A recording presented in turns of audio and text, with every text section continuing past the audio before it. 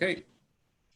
Excellent. Thank you all for joining us today. We're hopefully going to have a few more people stepping in here soon. But to start off with, we've got the review of the agenda. Two major action items tonight. One is a presentation by Cindy Coleman to help sort of inform us about the accountability ecosystem that we've got for law enforcement here from her perspective of the internal affairs perspective. And then we have some more policy review of the handcuffing, control holds, and impact weapons, as well as a brief review of the pepper ball policy based on our feedback from last time. So yeah, to start it off with, if anybody would like to sign up for public comments, we'll be getting going on those in 10 to 15 minutes. Raise your hand in the attendees section, and I will make sure you get a chance. And other than that, can I get an approval of the agenda for tonight?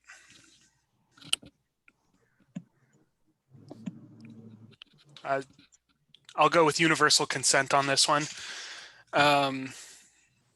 So seeing no objections to the approval of the agenda, let's take a second to review and approve the September notes from last meeting.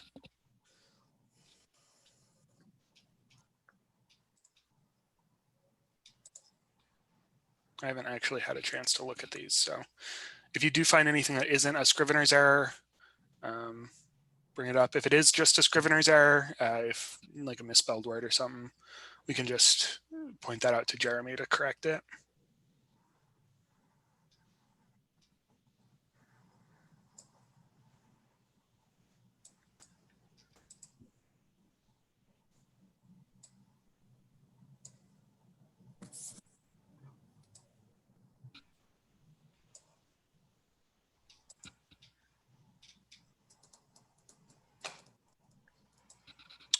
V, you are muted. Thanks. So the only thing I see on there is Cindy's name instead of a Y is an I. Is it? Oh, yes. Yeah. Is it supposed to be an I or a Y? Thank you. Sure. It's a Y. A Y. Okay. Thank you. It's a Y. Yeah. It's a Y. Thank you. Excellent. Can I get a motion to approve the September notes? Dallas making the motion, V seconding. Awesome. Thank you. Everybody in favor, raise your hand or say aye. Aye. Bonnie? I'm so sorry. I'm a little bit lost. Okay, so it's that link that you just sent that we were looking over, which I think I already previously looked at it, if I'm not mistaken.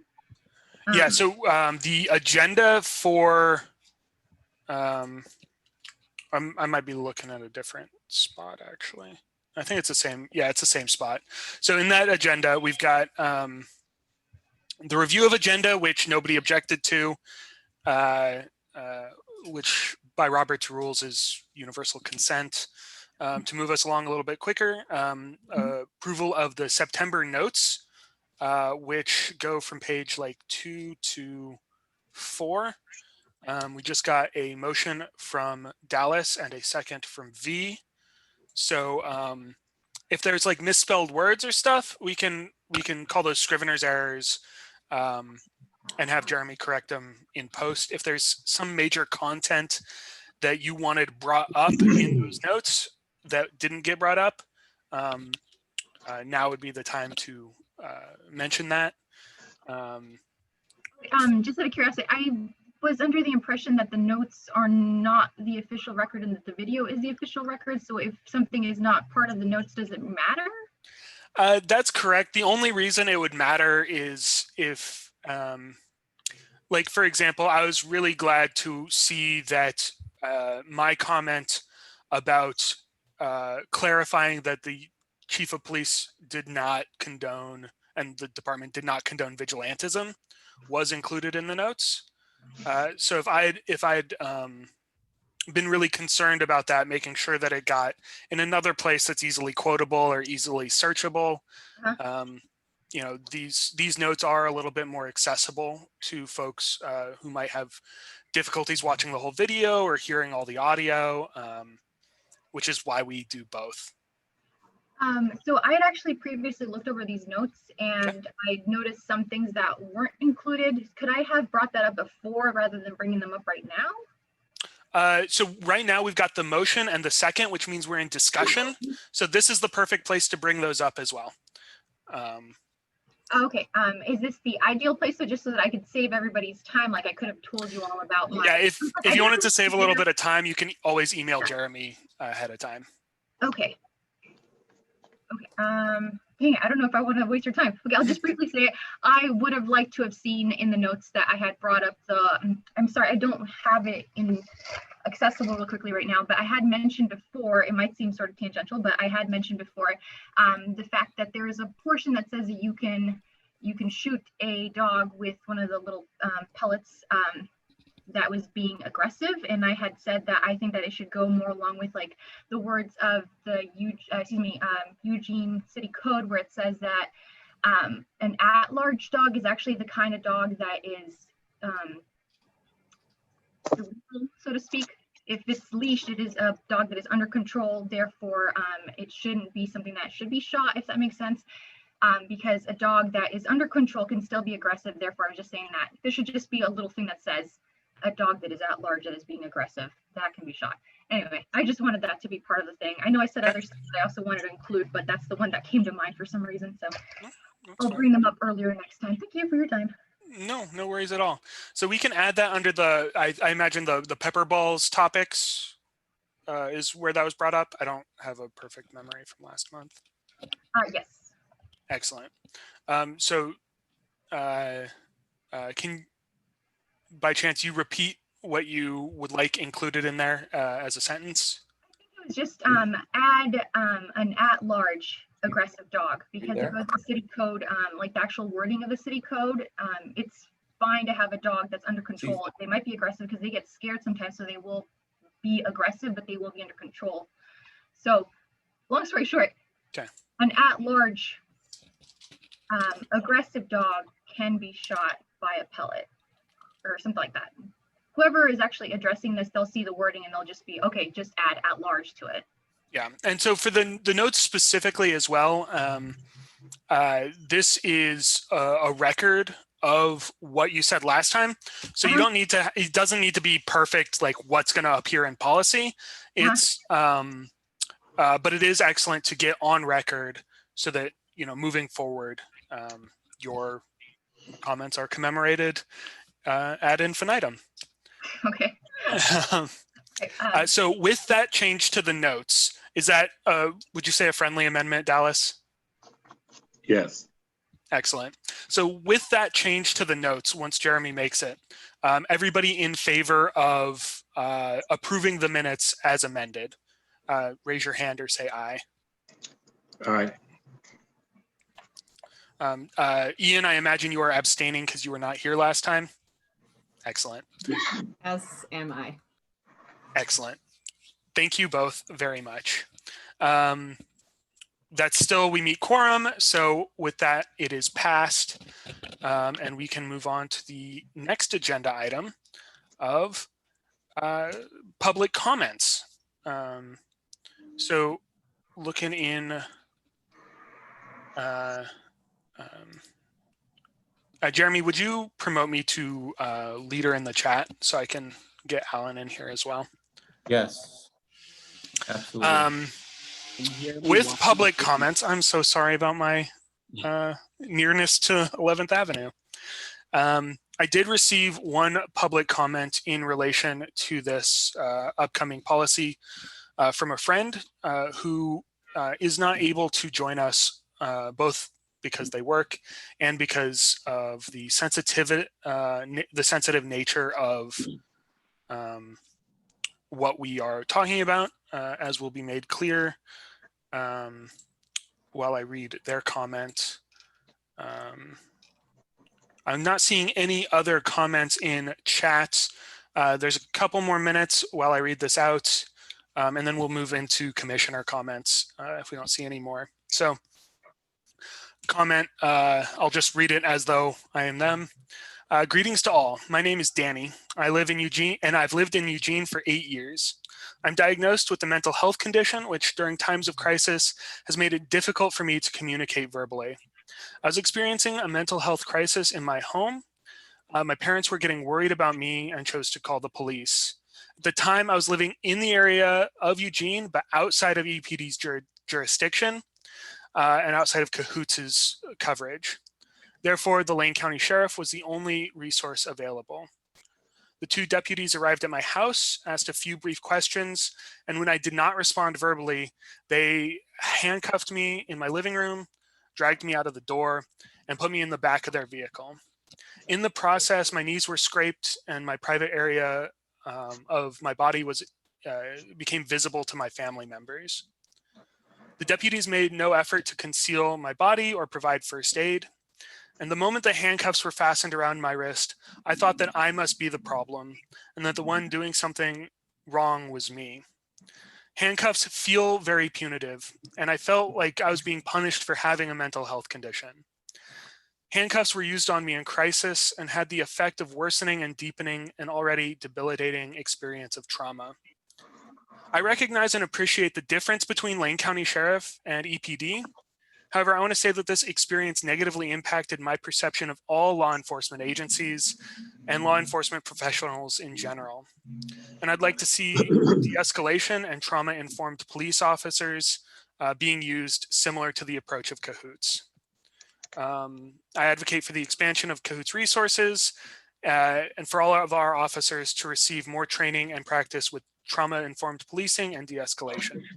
Thank you for hearing my story, and I hope it serves justice in the form of better protections and less use of handcuffs for those with mental health conditions in Eugene and Lane County.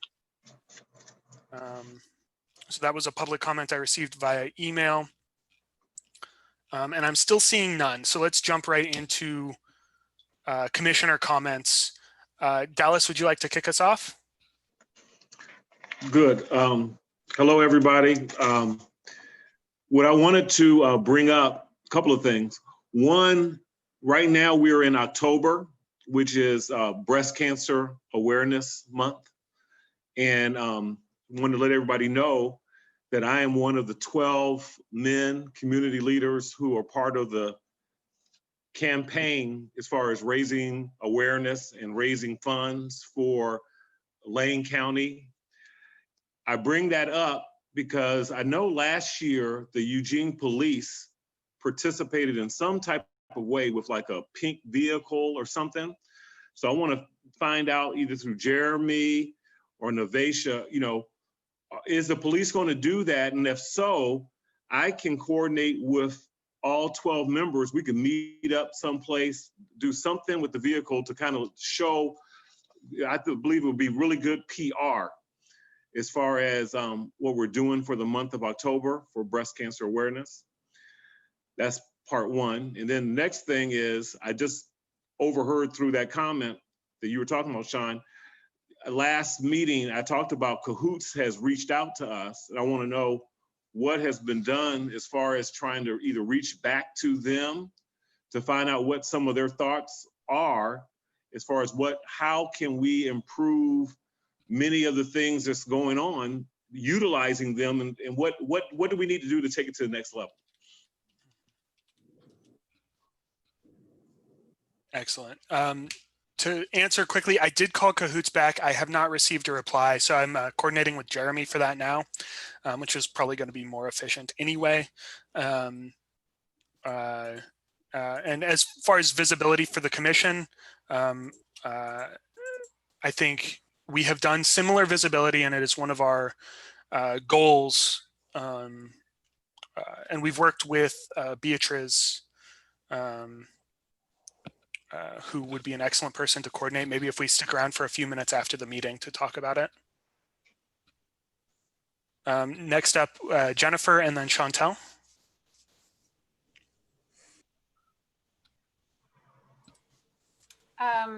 Well, welcome, Ian. glad to have you here. I don't really have any comments, but I'm just glad to be here today. Thank you. Chantel and then Silver. Hi, everyone. Hi, Ian. Nice to meet you. I just wanted to say I've also been thinking a lot about mental health and policing lately. Some comments got brought up to me, like I was having a conversation with someone, they wouldn't make eye contact, and I didn't even realize they had autism. So I guess what I'm looking forward to in the police commission is how we tackle issues like that. What kind of training can we implement to just know, the basic signs of mental health for police who do have to respond to situations that they're not equipped for. So. Thank you. Silver and then Bonnie. So I'm not sure if this is a good time for me to give a brief report for our ad hoc committee. I've got 10 minutes set aside for you after your personal comments as well. Okay. So I have no personal comments at this point. Okay. Bonnie and then Macy. I am not sure if this is where I'm supposed to do this right now, but I have something to bring up to the committee about, commission, about the bios that we created. Jeremy, is this the right time to bring up the Spanish thing that I said? I forgot. I'm gonna take that as a yes. I think it would be fine if you wanted to ask about that now. So. Oh, okay. Okay, so I wrote up my bio real quickly because I want to turn it in on time, and I'd seen it before done that you can actually you can write it in Spanish because I happen to speak Spanish, so why not write mine also in Spanish? But then I was thinking about consistency and should it be in Spanish or should I just say that, should I translate everything that I said, which I did do that, but I'm wondering, well, does that have a negative effect on everybody else's, or should we translate all of yours, or what? I have to think about it more, but I don't know if you all have any thoughts on that. But I was just trying to make it so that people know that I speak Spanish, so you can address me if you have trouble speaking English. Yeah. I would be all for everyone's being translated into both languages. My Spanish is muy malo. I think that would be great for transparency's sake. Right. But then actually maybe indicating some people don't actually speak Spanish, it's just translated for their information or something. And then the other thing that I was thinking about was, well, the entire website isn't necessarily in Spanish, although I think I did read that there's there's a way to translate it, or maybe you're gonna translate it. I don't really know how the website's evolving right now, so. I like that idea, Bonnie, of people listing languages they're comfortable conversing in, so folks can choose a commissioner that they can most comfortably talk to. Okay, thank you, Jennifer. Felt a little lost with my comment. Okay, anyway, so if anybody has any opposition to that, I would like to translate mine, and I guess I could help translate everybody else's if you all would like. Yeah, so I will take that as a motion to include translations in our biographies. A second. Everybody in favor, raise your hand. Anybody opposed, say no. Excellent. V? I'm wondering if we could incorporate, Google Translator engine, put a link in there where you can just drop down a menu and it would allow you to translate all these profiles, into different languages of your choice. So it doesn't limit it to just, one other language, right? Spanish or Chinese. It could be in many different languages. And we are a very diverse community in Eugene. Just one other language, is going to be limiting. Yeah, so I would agree that sounds like a bigger systemic City of Eugene website issue than police commission. But Lindsay? Just so that you know, the City of Eugene does have that functionality on its website. If you go to the bottom of pretty much every page, there's a select language button. And it's pretty robust. The languages that have alternative scripts that aren't like Romanized or Latinized characters sometimes aren't awesome, but it's pretty functional for most languages. Excellent. Yeah, I really appreciate all of the input. And thank you for your comment, Bonnie. With that, impression that I read an article and it said that that function had been removed, and I don't know what article I was reading, so I am sorry. So given that, if you want to use an extra 250 characters, if you speak another language, please do. I see no issue. I unfortunately do not have the capability and might lean on you to translate, but Dallas? No, I was about to say that I'm fine with mine being in English. And there is what Vi was saying, there's a Google Translate. You know, I have friends in Italy and I have friends in Germany that we communicate all the time. My reading of German and Italian is not all that good, although I can speak both. So I just go to Google, you know, copy and paste, translate, done. I have the whole message. But I do understand that if you choose to have it done in another language, then that's fine. I have no objection. But I'm just saying that mine does not. I don't need 500 characters of my bio. okay. Yeah. So yeah, I think it's an excellent opportunity for folks who do have abilities beyond mine to have those extra words, and I don't see any problem with it. So with that in place, let's move on with comments to Macy and then Ian. Hello, nice to see everyone again. I don't really have any comment, and I hope that everyone is doing well. Thanks, Macy. Ian and then Lindsay. Hi, everyone. My name's Ian Winbrock. Thanks for the warm welcome. I'm really excited to be part of the commission. My background prior to coming to the city of Eugene is in public policy and municipal government. I worked for 5 years for the mayor of a city in California called West Sacramento, where I managed programs to help alleviate intergenerational poverty, particularly for low-income families and immigrant communities. Coming to Eugene, I am working at the University of Oregon in a social science research center dedicated to promote the science of science communication and research that improves science literacy. So I'm hoping to learn a lot.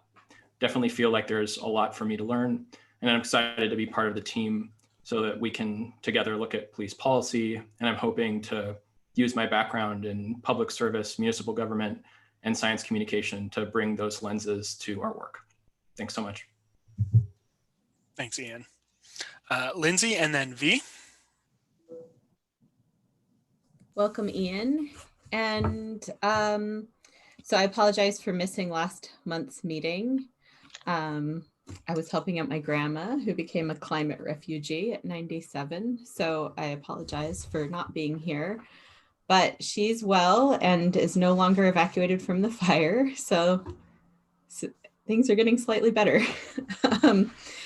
The CRB, so I'm the liaison from the Civilian Review Board. The Civilian Review Board reviewed 2 cases last month. The board decided to increase the number of cases that we review from 1 to 2, and to increase the number of meetings that we have, typically from 10 to 12, just to maximize the number of cases that we can review in public for the sake of transparency. We continue to monitor the investigation of the community impact case related to the protests that happened in late May, and that's coming along well and seems to be progressing. We're hoping to hear that hopefully before the end of the year. And Bonnie, I see you sometimes hesitating and maybe second guessing yourself, but I love your questions. And I am so glad that you're here, and you're inquisitive and creative, and I'm always happy to hear what you have to say. So don't second guess yourself. You asked some great questions about caretaking and providing care after incidents. in last month's meeting when I watched the video, and I would be totally happy to have a conversation with you about that sometime. Like maybe not right at this moment isn't appropriate, but I would love to talk about it because you raised really good points that because I've witnessed a whole bunch of body worn video, I feel like we could have some good conversations about. So that's all I'll say for now. Thank you all for being patient with me, and welcome, Ian. Thank you so much. I thought I'd muted myself. Next up, we've got V and then Amanda. And V, do you mind taking over public comment really quickly? I have an emergency phone call I need to make. All right, so I don't know what order we're at right now, or if there's any public comments. Are there any, Jeremy, that we see? I think we're just doing commissioner comments. So Yeah. anyone who hasn't spoken yet would just No, I go know. next. I'm just jumping ahead of myself. Thanks, Lindsay. I'm not seeing public comment at this point. There isn't any? Okay. All right. Nope. All right. So I also want to welcome Ian, and wanted to echo on what Lindsay said with the encouragement for Bonnie. I think, I hope my suggesting that Google Translator, engine might be already a part of, the city website or not. But it doesn't replace your intent, so having it in your profile already, underneath the English part, and then you have the Spanish version below it, doesn't hurt. It doesn't hurt because it shows, it showcase our diversity. So that's totally, along the line of what the intent was, for us to have this, bios. And it does not replace the intent to have the engine there already, So I just want to say that. And also, like Lindsay, I also appreciate your questions. They are very refreshing. If we've been on this commission for sometimes we, forget the freshness that needs to be there for us to, new blood. That's what we want, right? So anyway, thank you so much for being courageous enough to come out and not follow the, the linear path that, we're all taking, yeah, so thank you for that. And again, Ian, welcome. I hope this is a good, introduction for you to this commission. All right, I think Sean is back. Yeah, sorry about that.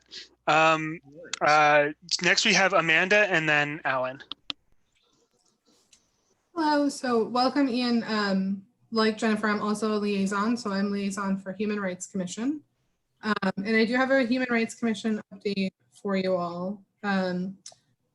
I took the pepperball policy and discussion over to our last Human Rights Commission meeting, and we voted to form a subgroup to take a look at that policy and make some recommendations. So we're looking at, our work group was able to meet. We looked at that policy and some of the associated policies. And then of course we have a number of questions and other things that we're going to gather and go from there. We did reach out to the ACLU to see about what they're recommending as alternatives, or if they know of other departments that have done something different or found something that's helpful or useful that we could then bring back. And of course, our limitations are we're not city analysts or officers or anything like that, but I am really hoping that we can bring back something robust and nuanced and useful to this group. So it'll probably take us some time, but we are working on that. What else did I want to move that? Oh, and also given all of that, if we do vote on that policy today, given what Human Rights Commission has, the resolution the commission voted on and passed previously, I would of course be voting no on pepperball policy, but I wanted to give that bigger context so it's not like a surprise to folks and so you understand what that work group is working on and what we're hoping to do and how we're hoping to be helpful. So I will keep you updated on that. And then also I wanted to let you know that Chief Skinner had reached out to Human Rights Commission to see if we could have a representative on the some interviews that are happening next week for a lieutenant position. So I'm really excited to be able to do that too. So I will be doing that and excited about the opportunity. So thanks. Excellent. Thank you so much, Amanda. Alan, are you with us? There we go. Hi, I'm in transit, so I'll be with you shortly by video, Okay. but right now I'm on my phone. Welcome Ian, and I hope you know what you got yourself into. And Bonnie, keep up the good questions. I think they're appropriate. And other than that, since Silver is going to talk about the ad hoc committee and we can have that conversation, I don't have anything really to add at this point. Thanks. Excellent. Thank you so much, Alan. Next, I will hand it over to Silver and Macy for our liaison reports. Yeah, take it away. So I'll start. Is that okay? Mm-hmm. Okay. And so the first meeting that we had with the ad hoc committee was basically introductory. We had a few discussions about what we'd like to discuss in the future and how we're going to operate procedural matters. And the second meeting that we had was mainly procedural and a little bit of we had some reports from Jeremy and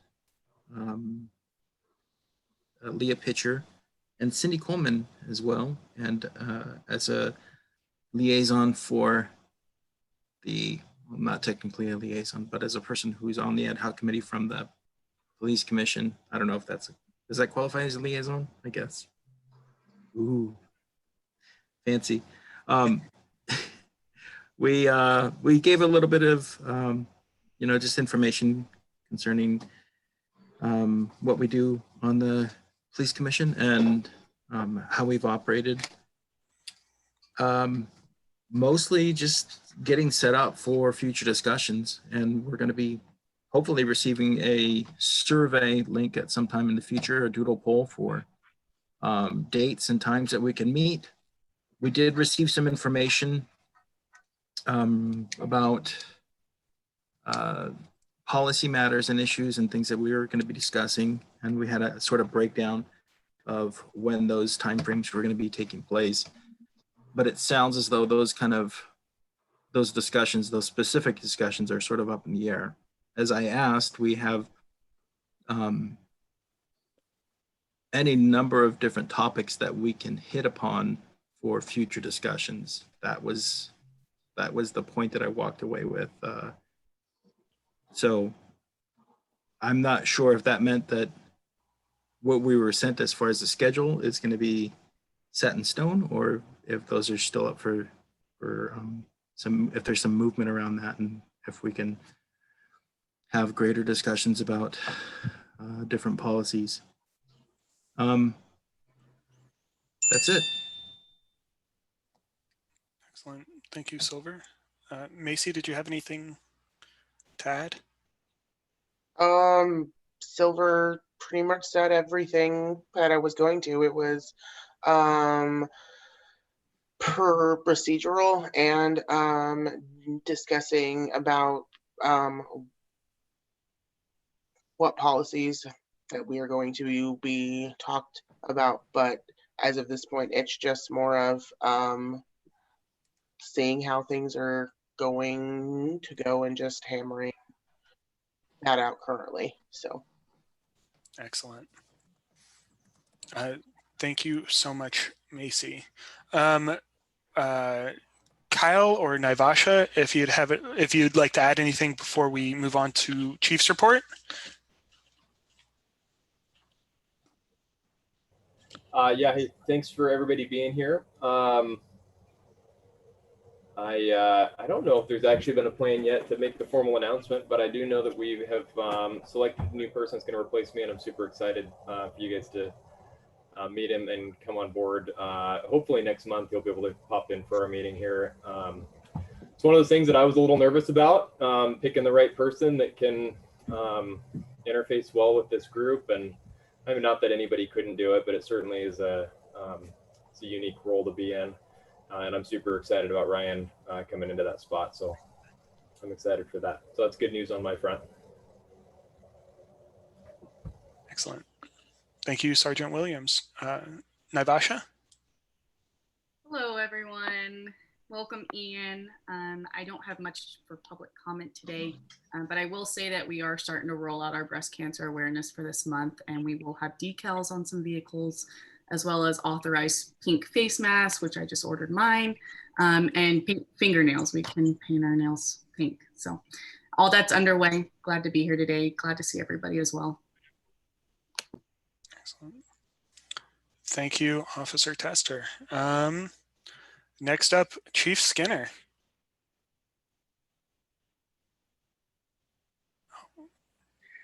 And yeah, welcome. So I've been on the connection from hell train for the last 30 minutes. So I apologize. I just drove somewhere so I could get connectivity. I was up east of Springfield in a meeting up in one of the fire districts really late. And I thought, heck, I'll just jump on out there. And what I guess I should have realized is that all the cell towers burned down. And so the connectivity up there is horrible. So I'm drove into town just so I could get some connectivity so we could do this. Welcome, Ian. Ian and I had a chance to meet and do some work, or at least start to do some work in the Whitaker around some microsites for homeless shelter. And I will tell you my short time and exposure to Ian is that he's very passionate, very smart, and not short of really good ideas. So I think he'll be a great addition to the commission. The other thing I wanted to just point out is, I don't know if anybody saw it, just a fantastic story about Naivasha and her family. Just really, really enjoyed just better understanding her family history, and just, you know, I've always known she's important to us at EPD, but just how important she and her family is to the history of this community. And so that was really, really fun to see, kind of when your work family members have a story like that. So that was awesome. Yeah. And we are in the middle of our community campaign at EPD, which is kind of the United Way time of the year, although people can donate to any one of their 501c3s of their choice. Every year we do this, and I kind of sweeten the pot a little bit by allowing officers to grow facial hair and beards, and for professional staff and our female employees to do special things like bringing pets to work, dyeing their hair different colors, wearing different types of clothes. Last year we had several that took advantage of Slipper Friday and wore their slippers to work, and so we just have fun with it at EPD while we kind of explore our charitable spirit. And so that's underway. So you'll start seeing officers looking a little shaggy for a while. It's amazing to me how many of them think they can grow facial hair but actually can't. But that's kind of a fun time for us, and so you'll see that happening. One of the big things that I think the commission might be really interested in knowing about what's going on right now, aside from us kind of leaning in and trying to support the ad hoc committee with whatever staff support they need, and there hasn't been much yet, but my sense is that as they really start to get into the details of some things they want to be able to take a look at and propose some changes, that they may need some background information, some analytics. Obviously they'll need some policy, and Kyle has been gracious enough to be available to help with that. Jeremy as well, and our crime and our analytic department is ready to go in the event that we need some good analytics or some data to help support the decision making by that group. So we're looking forward to how we can support them. And I think the biggest, one of the biggest things that we're dealing with now is probably not a big shock. It's around homelessness, and it's around camping.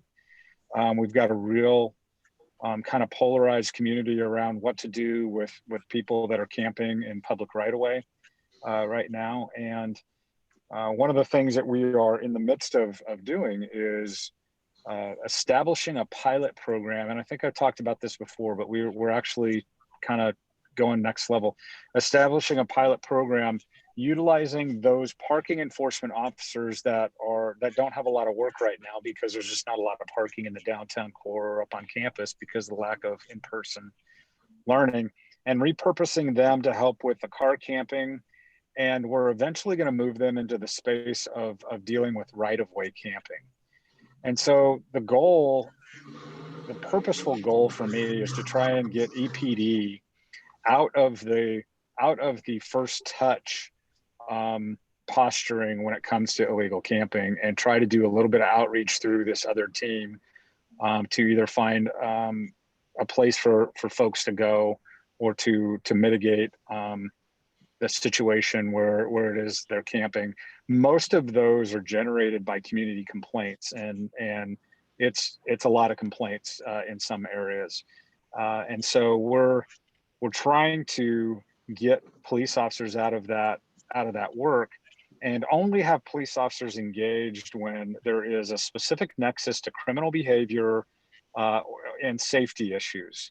And in some cases there is. Some cases it's a trespass, and we have a victim calling us saying, hey, I'm the victim of a trespass and I'd like you to send an officer to help me with my situation.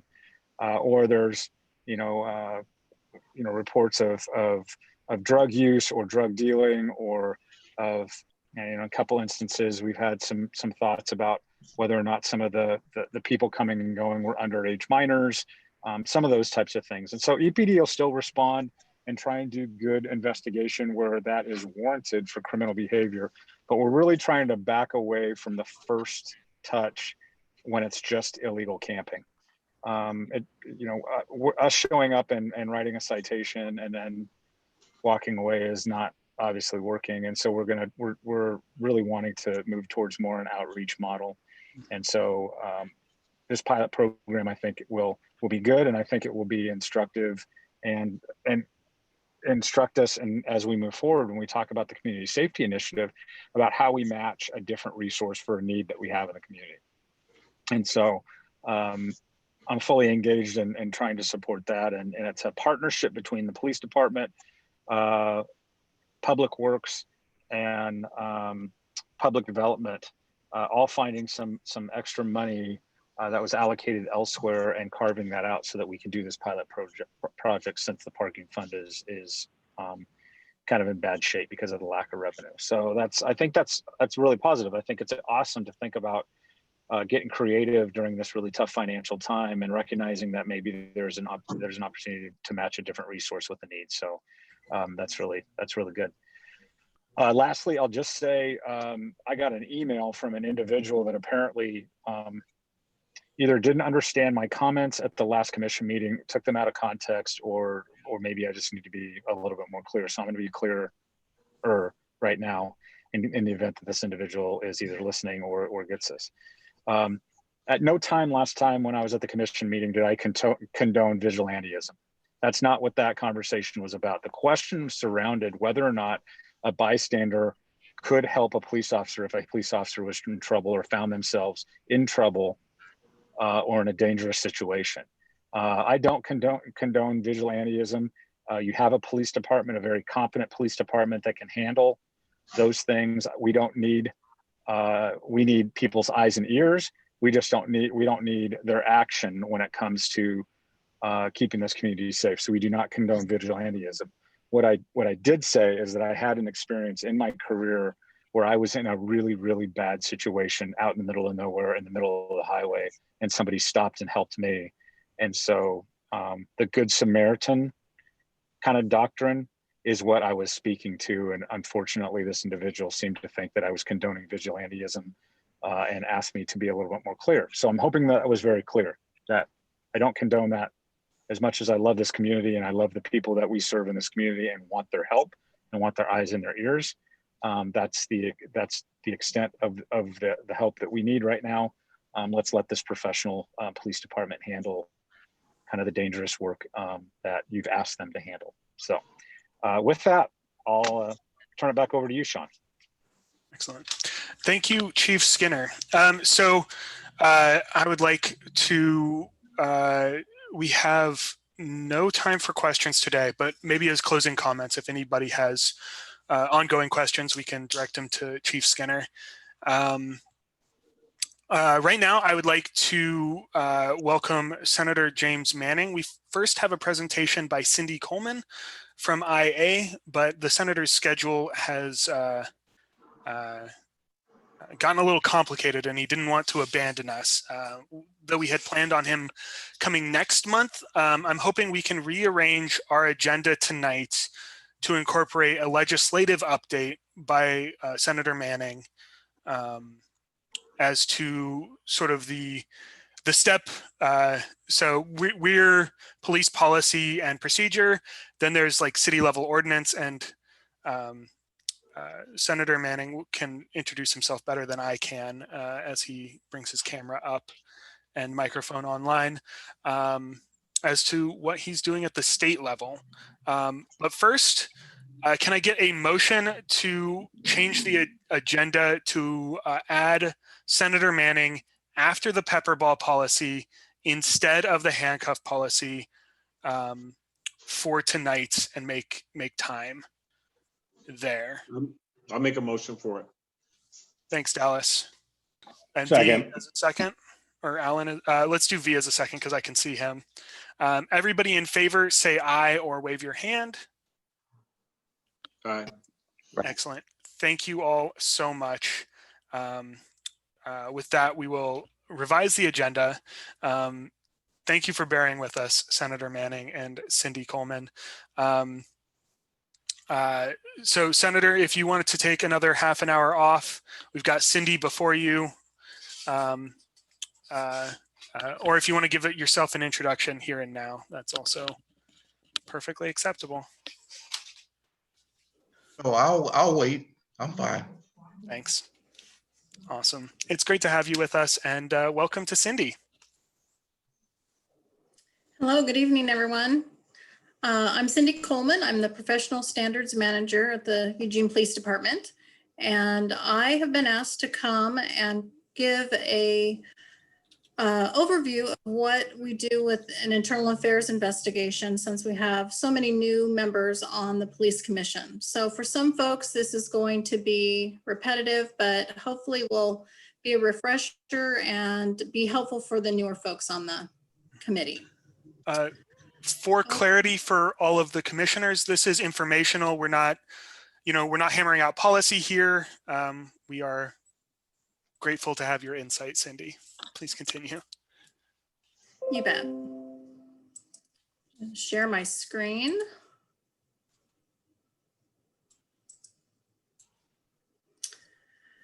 Just checking in. Does my screen show up for all of you? Yes. Okay.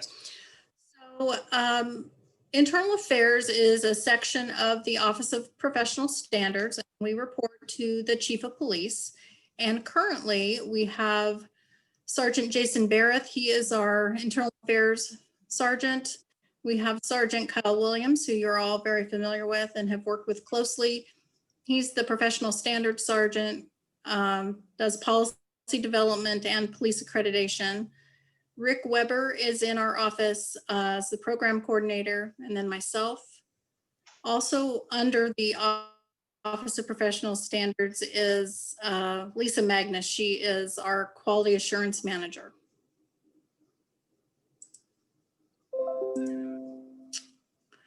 I also just wanted to introduce, because we work so closely with them and in the internal affairs process, the Office of Police Auditor. Mark Gisner is the police auditor, Leah Pitcher, deputy police auditor, and then Beatrix and Vicki Cox work in the office, and their purview is all employees except the chief of police. So any complaints that come in, the auditor's office has complete review with the exception of the chief of police. And then the civilian review board, which some of you are familiar with and members of, they meet monthly as was earlier mentioned, and their purview is limited to just sworn employees. So they'll review cases that they select involving our sworn employees. And then sort of an overview of what governs the conduct that we're looking at. It's the Code of Ethics, the Police Operations Manual, the POM, which many of you are very familiar with, but also the city's Administrative and Procedures Manual that governs all City of Eugene employees, as well as federal, state, and local laws. So how do we receive complaints? Well, they come in any number of ways. Folks can contact the Office of the Police Auditor, again, in person, well, not necessarily right now with COVID, but by phone, email, multiple ways that they will accept complaints.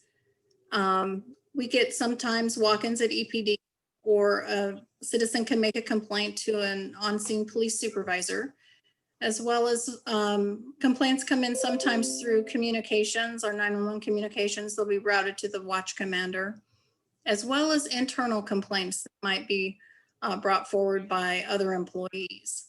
Regardless of how the complaint comes in, every complaint is routed to the police auditor for review and classification.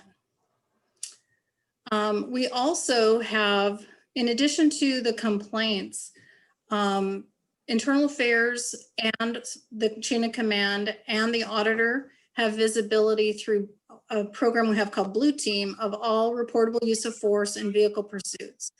So there could be a complaint that's generated from a review of one of those incidents.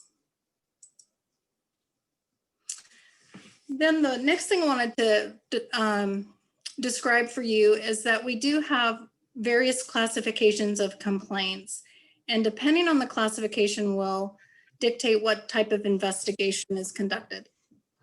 So the first classification or group of complaints is called supervisor actions, and those include inquiries, service complaints, and policy complaints. The next is an incident review, which is a preliminary investigation that helps the auditor determine whether or not it might be appropriate to reclassify it as an allegation of misconduct, or sometimes it's just closed out as an incident review. Every once in a while it's downgraded to a service complaint. But bottom line, it's a way for an IA investigator to conduct a preliminary investigation, give the auditor more information to help them decide the appropriate classification. The next is the allegation of misconduct, as well as criminal allegations. We also track within Internal Affairs in the shared database that we share with the police auditor's office, multiple other incident types, such as vehicle pursuits, vehicle accidents, property damage, unintentional discharge, that kind of thing. So a little bit more about each of those classifications. So an inquiry and a policy complaint are questions about policies, practices, and procedures. So that's where the citizen may understand it's our policy, but they don't like our policy, and they want to talk to a supervisor to get more information about that and be heard. Sergeant Williams actually handles a lot of those policy complaints. They're still monitored by the Office of Police Auditor and NIA. They're almost always assigned to the immediate supervisor. However, like I said, some of the policy complaints go to the policy sergeant or a subject matter expert supervisor. They do require some investigation and research, and they will not result in discipline. Very similar for service complaints. Those would be complaints of performance, demeanor, customer service, or service level. Again, they're usually assigned to the immediate supervisor, require some investigation and follow-up by the supervisor, and they will not result in discipline. I should mention, though, that they could result in coaching. There could be a lessons learned there that the sergeant determines that a coaching opportunity is appropriate, and they can coach an employee. So again, that incident review I mentioned earlier, again, concerns of performance, demeanor, customer service, definitely monitored by the police auditor, usually assigned to an IA investigator. It's that preliminary investigation. And again, it determines whether or not reclassification is appropriate. Oftentimes, the preliminary investigation reveals that the provides information to the auditor that they're comfortable with just closing it out with that documentation. And so it is closed out as an incident review. So the internal affairs investigation is an administrative investigation of a violation or an allegation that officers or employees have violated policy. And those are almost always assigned to internal affairs. And I just wanted to point out that sometimes there's allegations of criminal misconduct. Those typically are not assigned to the IA investigator. They're usually assigned either outside the organization to a partner agency or to a criminal investigative sergeant. So allegations associated with the violation of city policy is usually assigned to IA. The auditor participates and monitors the investigation throughout the whole process. It requires a complete and thorough investigation, and the auditor will may recommend the adjudication of any allegations in the case, as well as chain of command, and these may result in discipline. Also, the closed cases may be reviewed by the Civilian Review Board on sworn employees.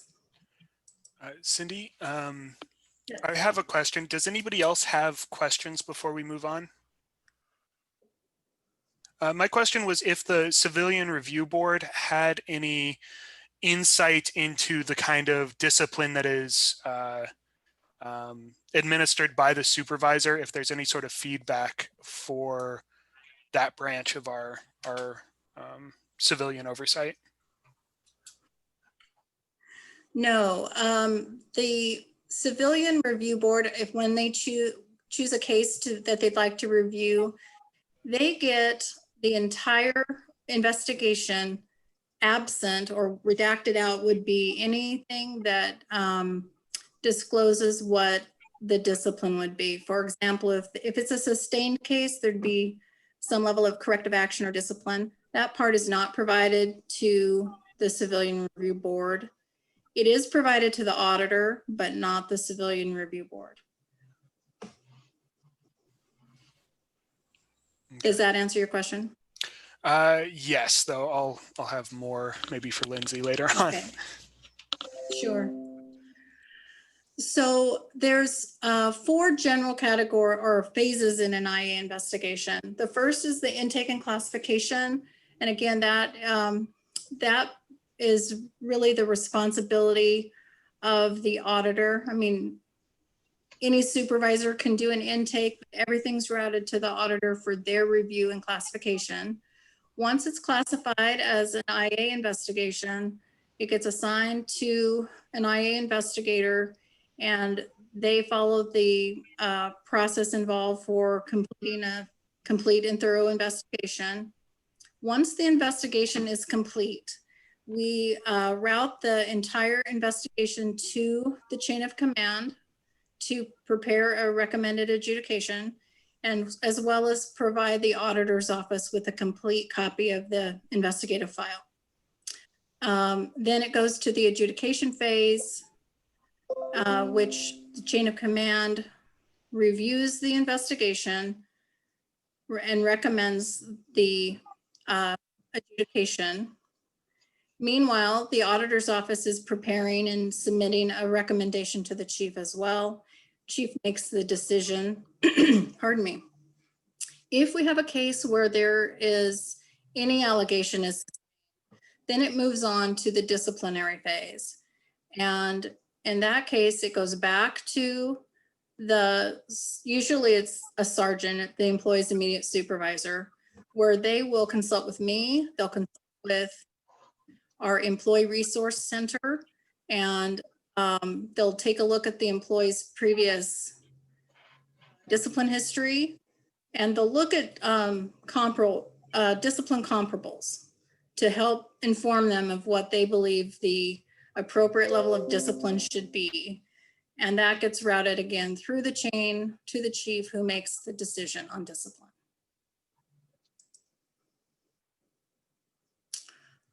So just I'll go through this really fast. Again, they conduct the investigation, the intake and classification. It goes to IA.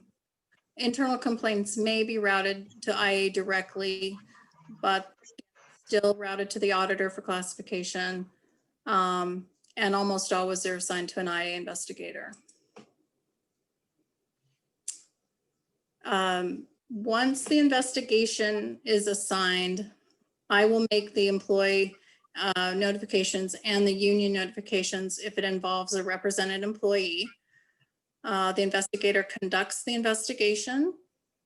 The auditor actively participates and monitors the investigation. And if at any time the auditor feels like the additional investigative steps are needed, they'll consult with the investigator and we'll take care of those investigative steps. Then when it's done, we package it into an investigative file. We call it a blue folder. So if you hear about a blue folder, they're talking about a formal allegation of misconduct that's been investigated. And then again, the pre-adjudication is routed to the auditor and the employee's chain of command. This is a flow chart to help illustrate the basic process of the auditor classifies the complaint, sends it to my office. If it's an allegation, it's assigned to IA. The investigation is completed and goes to chain of command for adjudication. If it's classified as a service complaint or any of those supervisor actions, we route it to usually the employee's immediate supervisor for follow-up. They conduct their investigation. It gets reviewed by their manager, usually a lieutenant, and then they prepare a closing memo and it gets routed back to IA and we close the file. But again, if it's one of those allegations of misconduct, then it will move to the adjudication phase. So the sergeant will prepare their recommended adjudication. Part of our process is they need to consult with the police auditor, Mark or Leah, depending on who is assigned the case from their office. And then they prepare a memo recommending adjudication to the chief. And it goes through the chain of command. And then meanwhile, the auditor is also preparing their memo, sends it to the chief, and then he adjudicates it. Adjudication definitions. So I'll go over these really quick. Sustained means that the allegation as alleged was determined to be a violation of policy. Insufficient evidence is when there's unable to adjudicate it. There wasn't enough evidence to determine whether the violation occurred or not. Unfounded means it determined that the allegation as alleged did not happen. Within policy is it occurred, but the behavior was consistent with policy. Mediated, we do still have the ability to mediate, although we haven't used the mediation process for a while.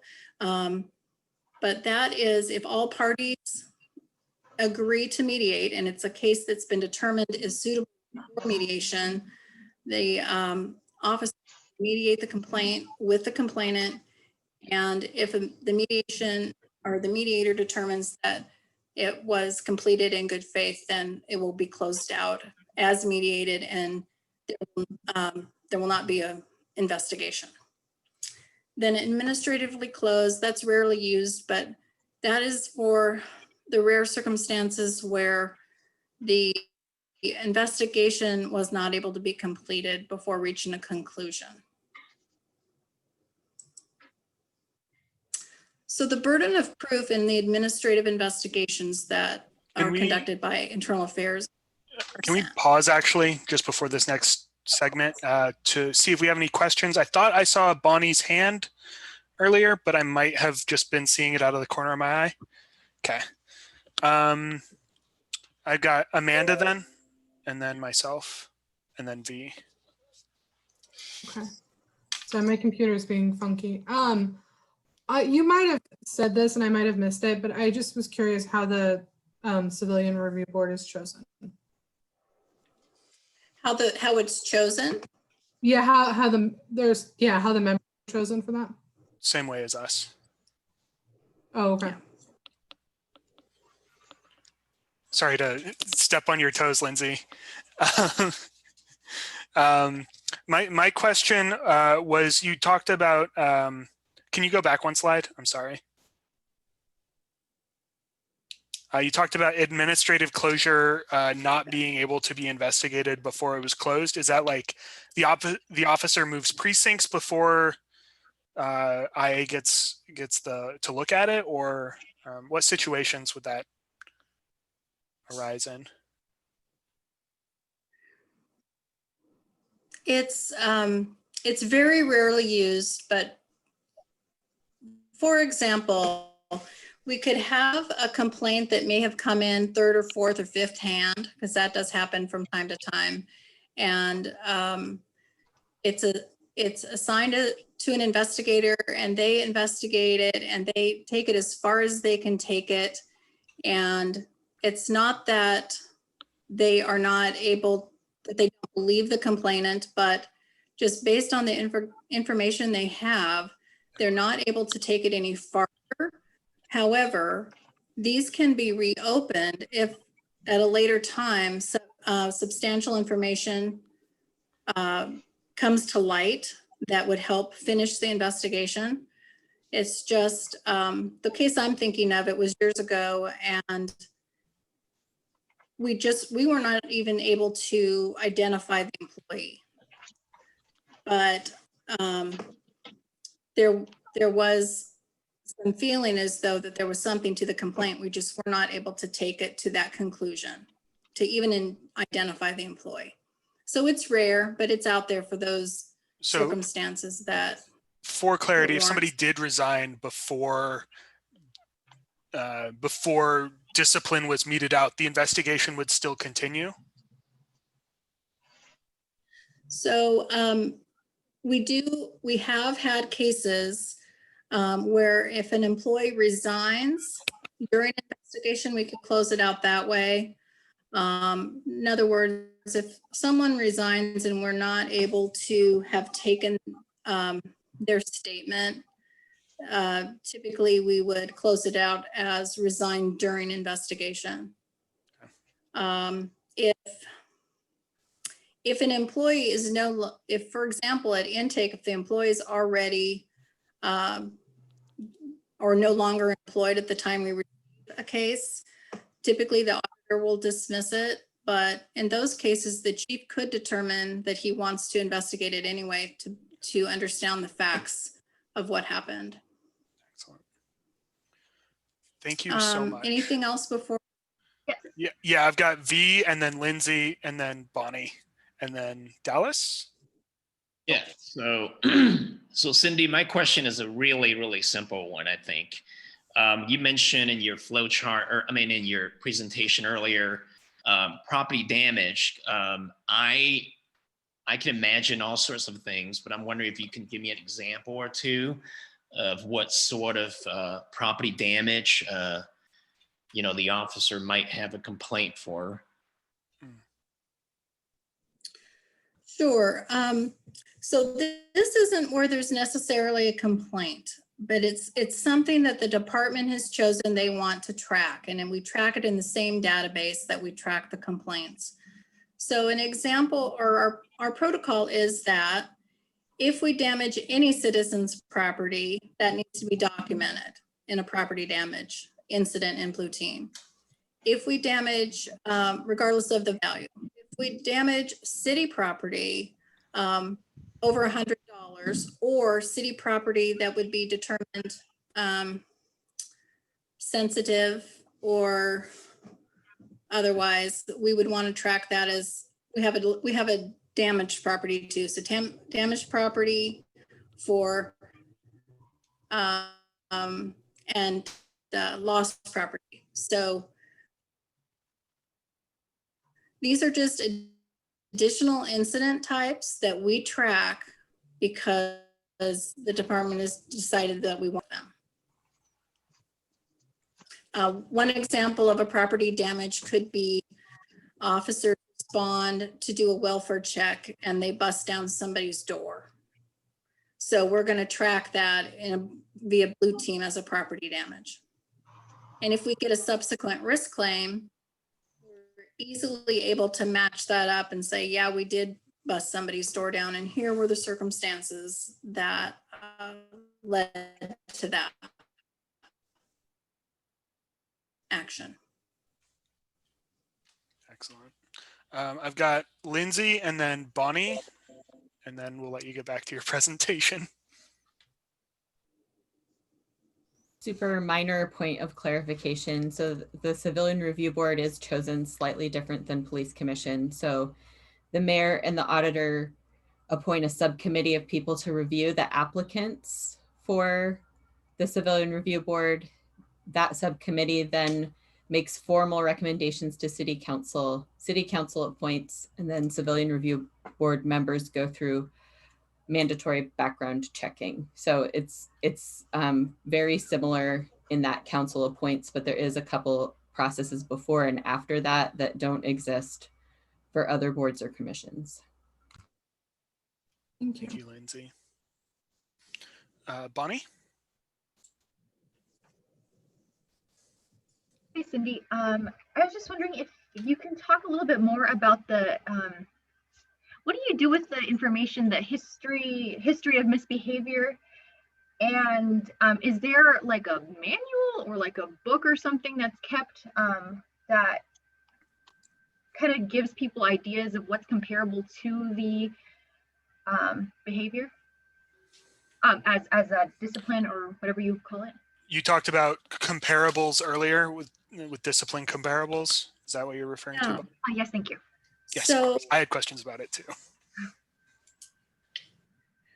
good questions. So I alluded to earlier that the auditor and internal affairs have a shared database.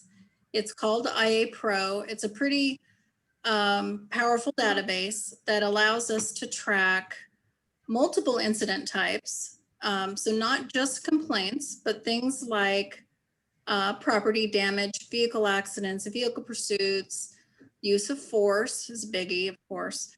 So we have the ability with this database to track individual officer histories. We have the ability to track trends. So yes, we do have a database that helps us track with some specificity the history of what's happened with officers.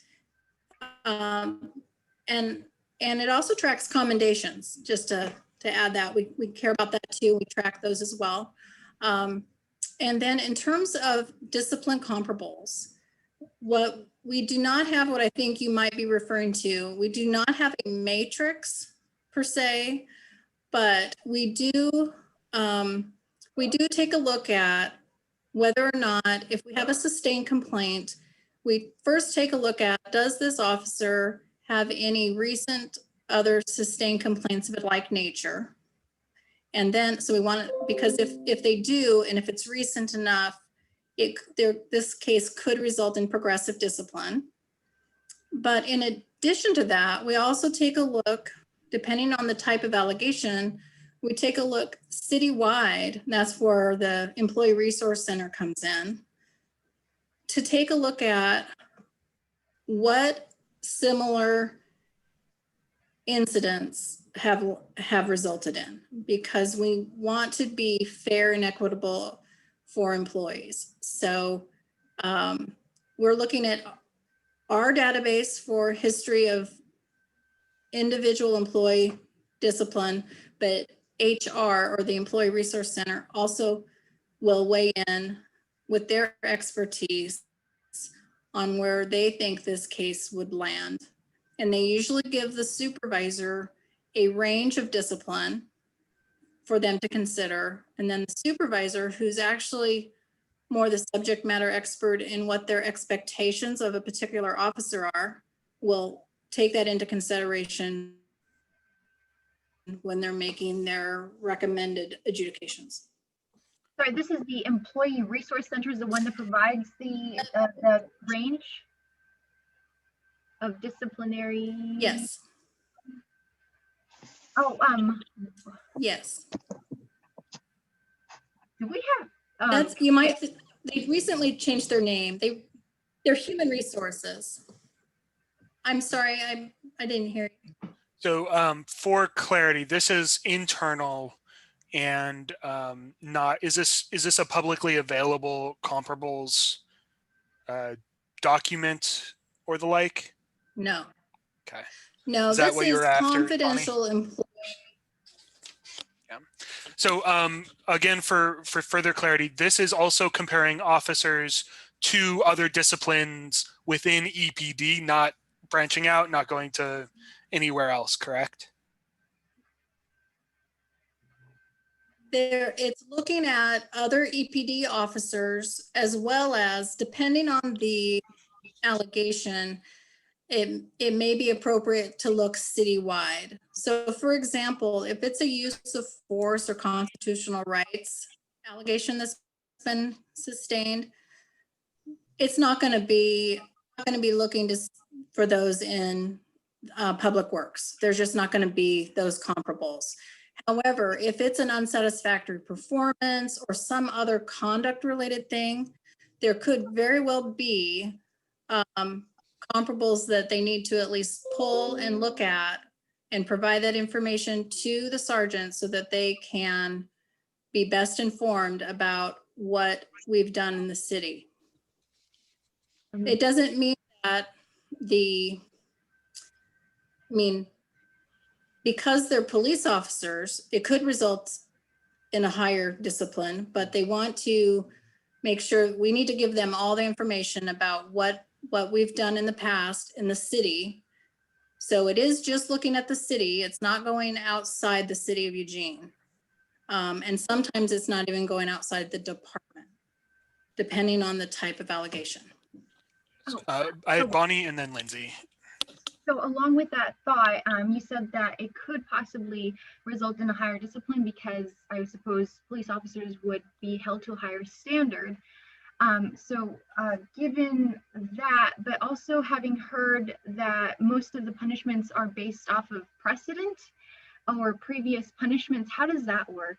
Like, how do you, because you want to be equal. So like if somebody did something and then you did something, but then they didn't get punished, very highly for it, then how could you possibly get punished more so for something? Like, let's say that discipline has been decided that it hasn't been adequate or that it hasn't stopped certain behaviors. Like, is there ever a way to increase that? Well, typically what we would start with is we'd start with the comparables. But on any case, in every case, what sergeants should be looking at is do we have a true comparable? Sometimes there's not a true comparable because some cases are either more complex because they have multiple sustained allegations within them, or otherwise they're just not truly comparable. But regardless of that, it's important in every case for the sergeant to weigh, or the chain of command as they're doing their review, to weigh in how well was this, how well did the officer know this policy? Was our policy clear? There's a number of factors that we take into consideration. But at any time, if the chain of command determines that, the sergeant could recommend something lower, like a documented counseling, but the chain of command could say, I think there's aggravating circumstances here that bring this or warrant a higher level of discipline. So whenever there's aggravating circumstances, and they are well articulated, that could result in higher discipline. And like this, where a sergeant ultimately determines, based on those mitigating circumstances, it might be lower than what the comparable would show. And those have to be articulated by the sergeants or by that chain of command to have that on the record. Oh, a public record. Is that public record? Did I answer that question? Not a public record. Is that a public record, Cindy? Or is that just the employee's internal disciplinary record? I think Cindy might be having connectivity issues. My understanding is that that's the... I'm sorry. Go ahead.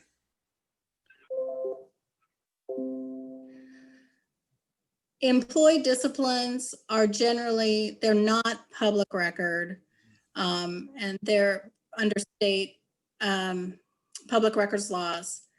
There are some exceptions, but generally speaking, they're protected information. Excellent. Thank you, Cindy. Thank you, Bonnie. Let's do Lindsay, and then we will have to move on from questions until the end. This is just a follow-up on Bonnie's question, really, just to be super clear. The comparables are historic, so they're things that have happened in the past, and then our current cases are being compared to historic discipline. Yes. Okay, thank you. Sorry for that interlude, Cindy. Thank you, everybody. That's okay. After you. Are you ready for me to move forward, or there was additional questions? Let's move forward, and then if we have time at the end, we might have some more questions. Okay. I can't remember if I think I had mentioned if either the auditor and or the chain of command ultimately determine that they're not able to prove by that 51% or not, then it is insufficient evidence. This is just a brief recap of what the discipline phase would be like if we do have a sustained case. So the sergeant consults with me and ERC, which is Human Resources over for the city of Eugene, and they discuss the case. Pardon me. And they, based on that, they recommend discipline through then it goes back to the sergeant to administer that discipline. I wanted to give a brief overview of the discipline terms. So the first two that are highlighted in blue are considered pre-disciplinary. And coaching is typically used for the routine performance feedback that happens between a sergeant and an officer. Rarely used, pardon me, as a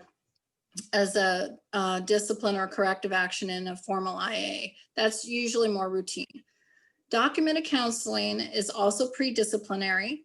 It is typically the first level of corrective action that is taken, unless there are aggravating circumstances that would justify elevating it.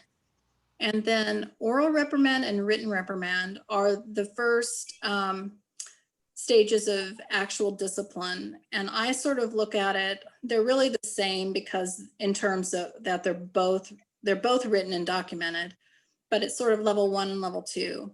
And then the disciplines next that are in red, those are all involve due process. So there's extra steps that go into the process if the chief has decided that one of these due process level disciplines apply.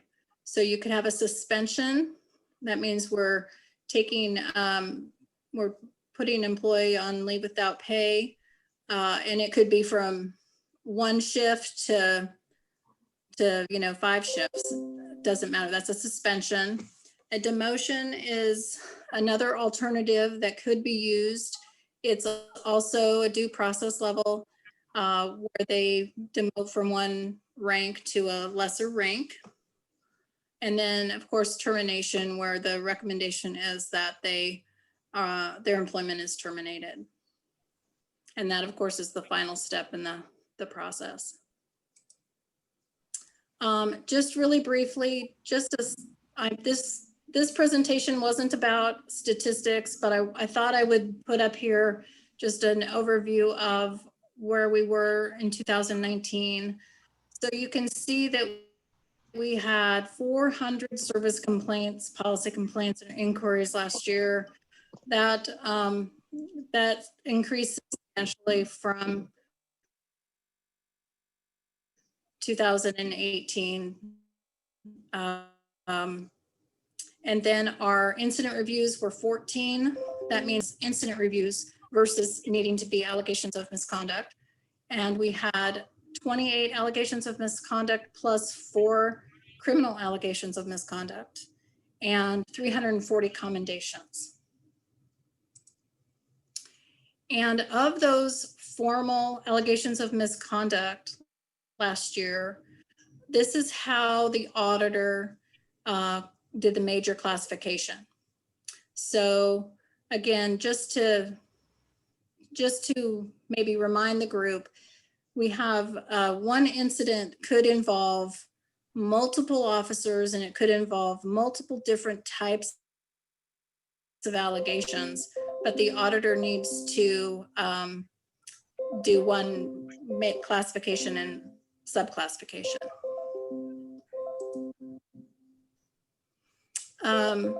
Another thing I wanted to point out is that for every IA case, can you guys still hear me? We can hear you. We do have one question, which I want to save time for before the end. We're running up close to time. Chantel, if you want to go ahead, and then we'll jump back. Something is happening with my technology. Can you hear us okay, Cindy? I can hear you, Sean. Something is definitely happening with my computer here. But I could hear you, Sean. Excellent. So Chantel, do you want to go ahead, Chantel, and then we'll get back to the presentation. Yeah, I just had a question. I don't know if you answered it or not, Cindy, but when an allegation is made, is the officer known about it right away? Do they get alerted like, hey, you have an allegation, a service complaint or whatever? And is that kept more confidential with the person who made it, or are they aware of the exact situation? Good question. So once an allegation is classified by the auditor and assigned out to an investigator, the officers are notified of that allegation, and they are provided basic information that would help identify for them. For example, if it's a call for service, they'll know that it's a complaint involving this call for service, this date and time at this location. They'll know how it's been classified by the auditor, that allegation misconduct, use of force, or allegation misconduct, courtesy. And they will also have a concise statement of what we believe, or that the auditor believes, is the behavior that constituted that policy violation. So they get that notification as soon as that case is opened, if it's an allegation of misconduct. For service complaints, we have a slightly different notification process. We actually notify the e-board of every service complaint, and then the sergeant or the person that's assigned that service complaint will make the notifications and contact the officers. So it's a little less formal.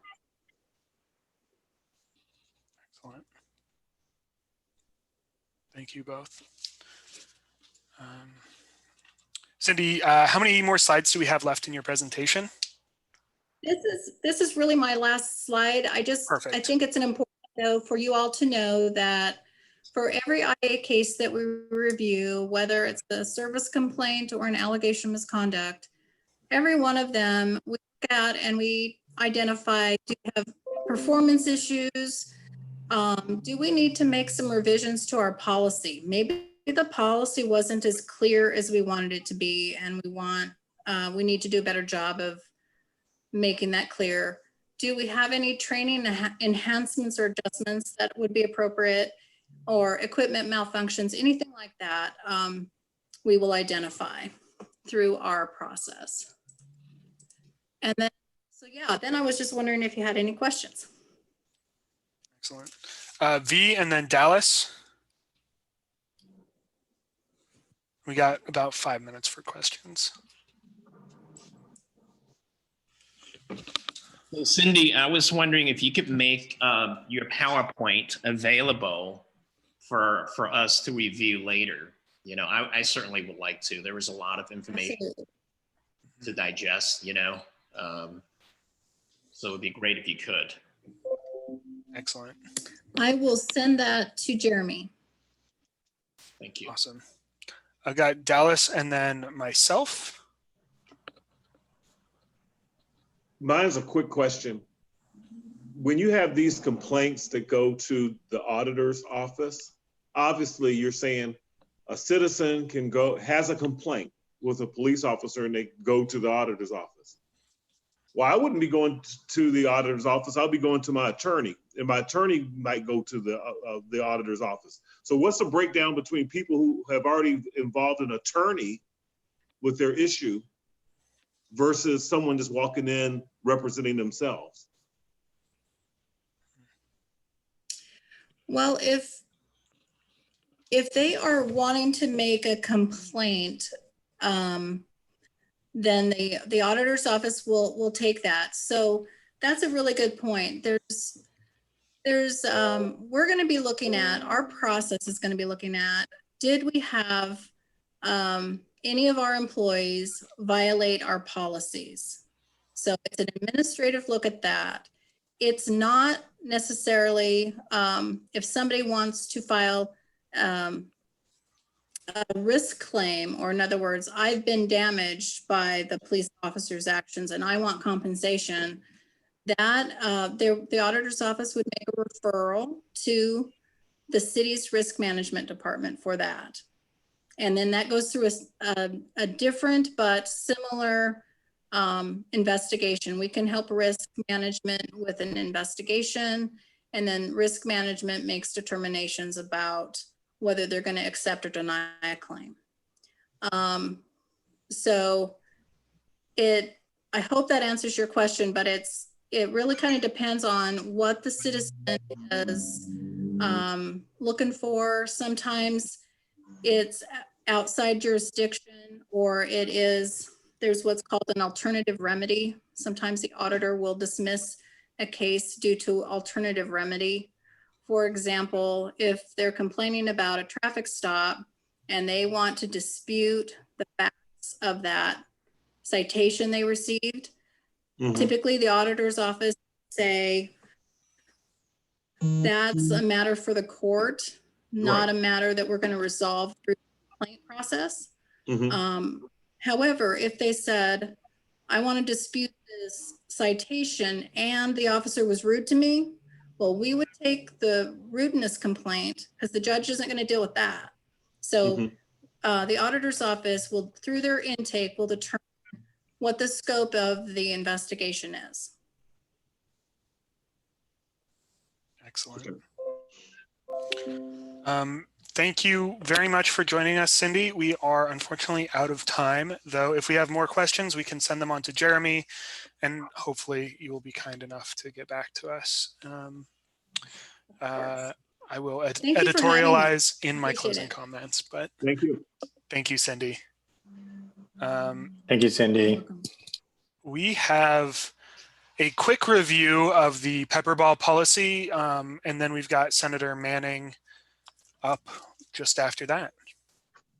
Hey, Sean, I believe Leah Pitcher was hoping to. Yes. I can wait. Cindy did a great job with that question. I was just going to give the perspective of the auditor's office on that one, but I can wait until after a Senator meeting.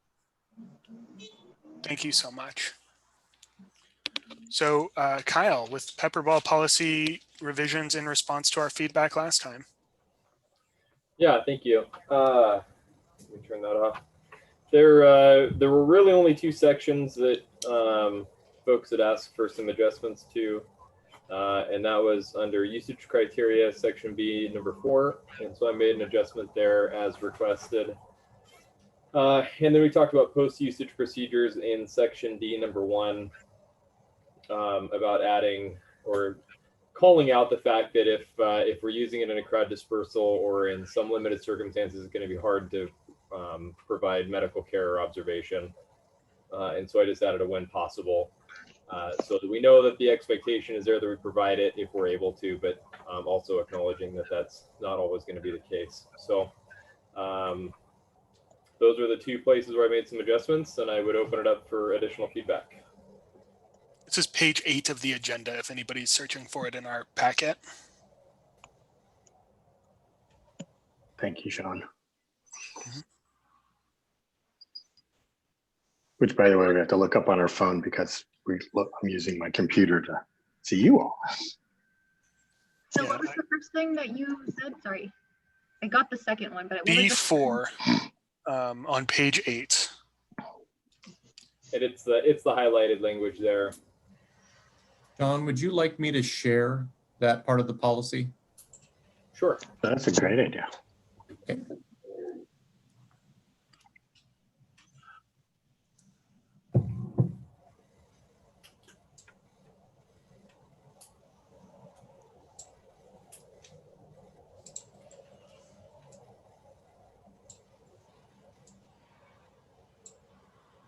Is everybody seeing this?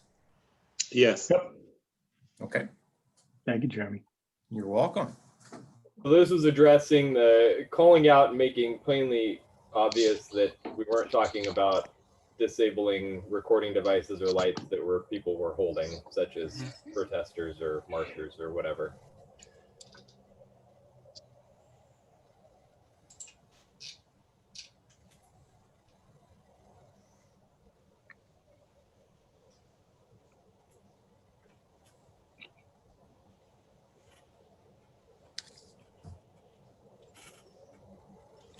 And then the second one was D1, the highlighted part there.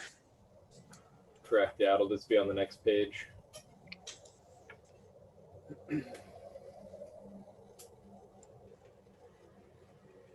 Did I see Jennifer's hand? Thanks. It's weird in this. I just wanted to make it clear that I wasn't bringing up the D1 with the medical thing because I wanted us to recognize that we can't help people. I was bringing it up because I'm not sure we should be doing it if we can't help people if there's a medical emergency. But I think Sergeant Williams explained that that is not a common need for pepper balls, that it's not such a harsh substance like tear gas where you're gonna need people to administer medical aid. So I just wanted to make it clear that my concern was not that, I tracked that when you initially brought it up. I wondered if that was the direction that it would go. But it also just brought to mind that it really is a legitimate issue if our policy says that we will do that. But then we're setting our officers up for failure because it's just, there are going to be times where it's not possible. And yes, the aftercare is very, very minimal. Pepper spray, on the other hand, has a longer lasting effect, does oftentimes require additional medical care for some folks. And so it's certainly that the aftercare, the medical assistance piece is something that we want to cover with all of our policies. And we have done a better job over the last few years of that. So no, it was a good point, and did legitimately bring up kind of a shortfall in there. Yeah.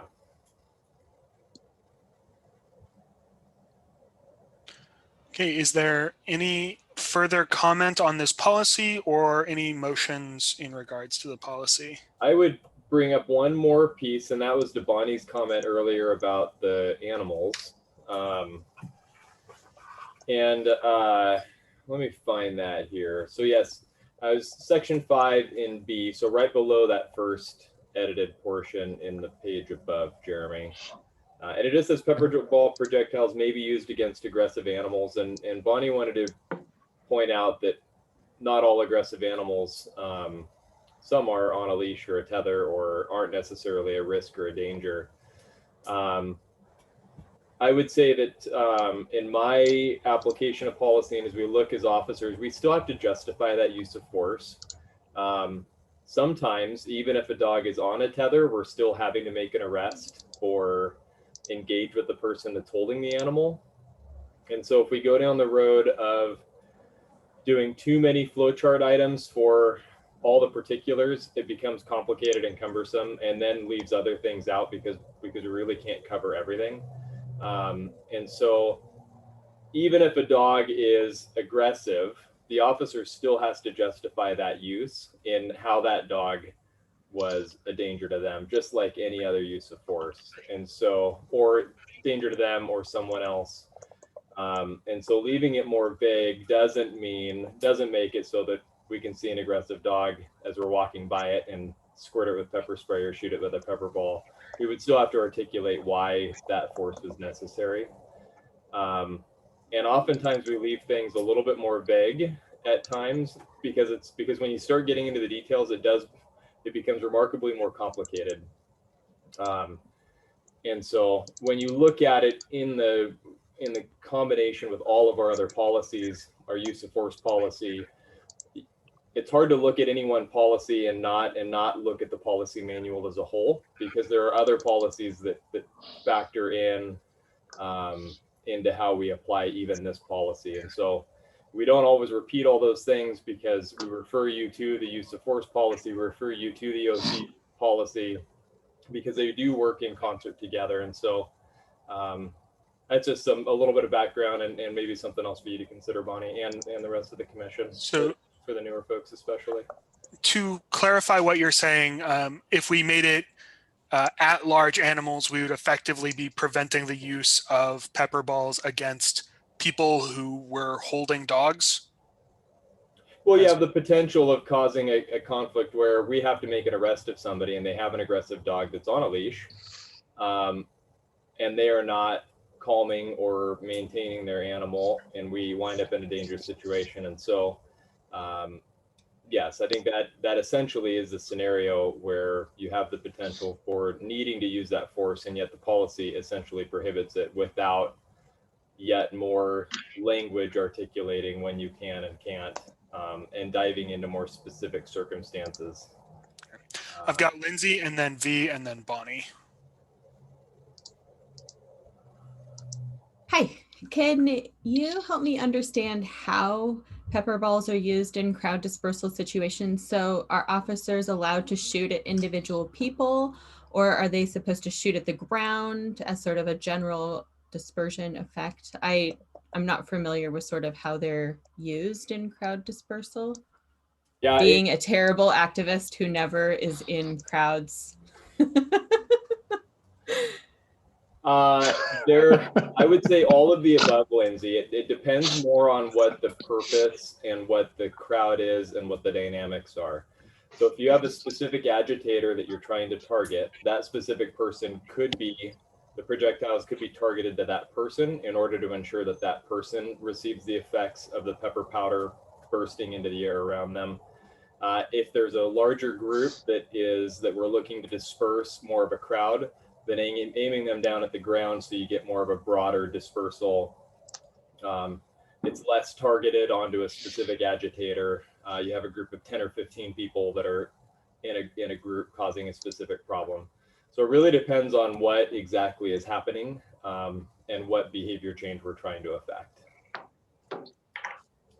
And so would an officer need to be able to articulate why they shot a specific person in a crowd dispersal situation Or would it just be it's crowd dispersal, it's allowed according to the policy?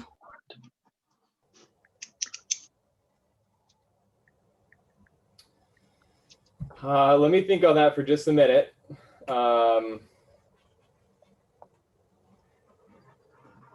An officer is going to have to articulate, or is the expectation is going to be that if a specific person or group of people are targeted, that there's some level of explanation for why specific people or groups of people were targeted. We certainly don't want rounds being just fired indiscriminately in general towards a crowd as a whole, unless that crowd as a whole is in the totality of that entire group is the problem. So it really is complicated, and it's hard to say. Any force that we use has to be able to be clearly articulated and justified. And so if we use force on someone or a group, we have to be able to articulate it, or it'll be reviewed and we'll be held accountable for screwing up. So it's just like anything. There are some forces that do impact and affect people around those that are directly being targeted by it. CS gas, pepper spray, pepper foggers, pepper ball, they all have a clouding effect to some degree, to various degrees, and they're going to affect more people. Actually impacting individuals with pepper ball it's a challenging thing to say that you're not going to hit somebody on accident if they are next to the person that you're trying to hit. So it really is complicated. Generally speaking, we want to be able to articulate why we used specific force on a specific person at a specific time. Riotous crowd control type situations become a little murky because there's a lot of things happening and moving all at once. But based on our use of force policy and use of force reporting, yes, the goal is that we can articulate the force that we use on any one person or at a group that's clearly not following directions. That's very helpful. Thank you. That short I appreciate answer your question. All right, Thank I've got V and then I've got Bonnie, and I'm probably going to have to cut this off in a few minutes to make sure we give our state update appropriate time. So Kyle, when we first met, when I first joined the board, I don't know if you recall me thanking the officers for what, for putting on the uniform, coming to work, risking life and death. And I still feel that. And but then, what you said earlier about policies needing to be have some flexibility and be more of a guideline rather than a mandatory thing. That part I disagree with you on. It takes away the purpose for this board to even be here, this commission. If we could just say go out and do the job, without having any policies, that is spelled out and more detail and the details that is needed. That's one of the reasons why we're getting behaviors that ended up in being adjudicated. But if we have a policy that is a little more defined than the way it is, then at least it doesn't leave room for officers or the union to step in and go, you know what, this doesn't say that. It clearly says you can or you may. It doesn't say you have to. But I also get what you said, Kyle, about you don't want to have everything spelled out so that the officers can't really think on the job. I get that part. But I think there has to be some compromise here. Is what I'm saying. We've had this discussion before, Kyle, about the usage of the term may, can, we, must. But it comes back to full circle, and I think other folks are sharing my. If I'm correct, they're also concerned about that. Well, if I led you to believe that I feel like the policy manual should be in its entirety from end to end should be a guiding recommendation, and we shouldn't have sections that are clearly spelled out, then I didn't explain myself very well. There very much are places where we need to be very specific and detailed, and we have policies that are very specific, very detailed, that call out specific behaviors. It's a gray area in some places, in many places, where if we go down that road, we find that it becomes complicated. And so this is one specific small section where I think that does become complicated, because it's hard to predict all of the different situations that we can find ourselves in.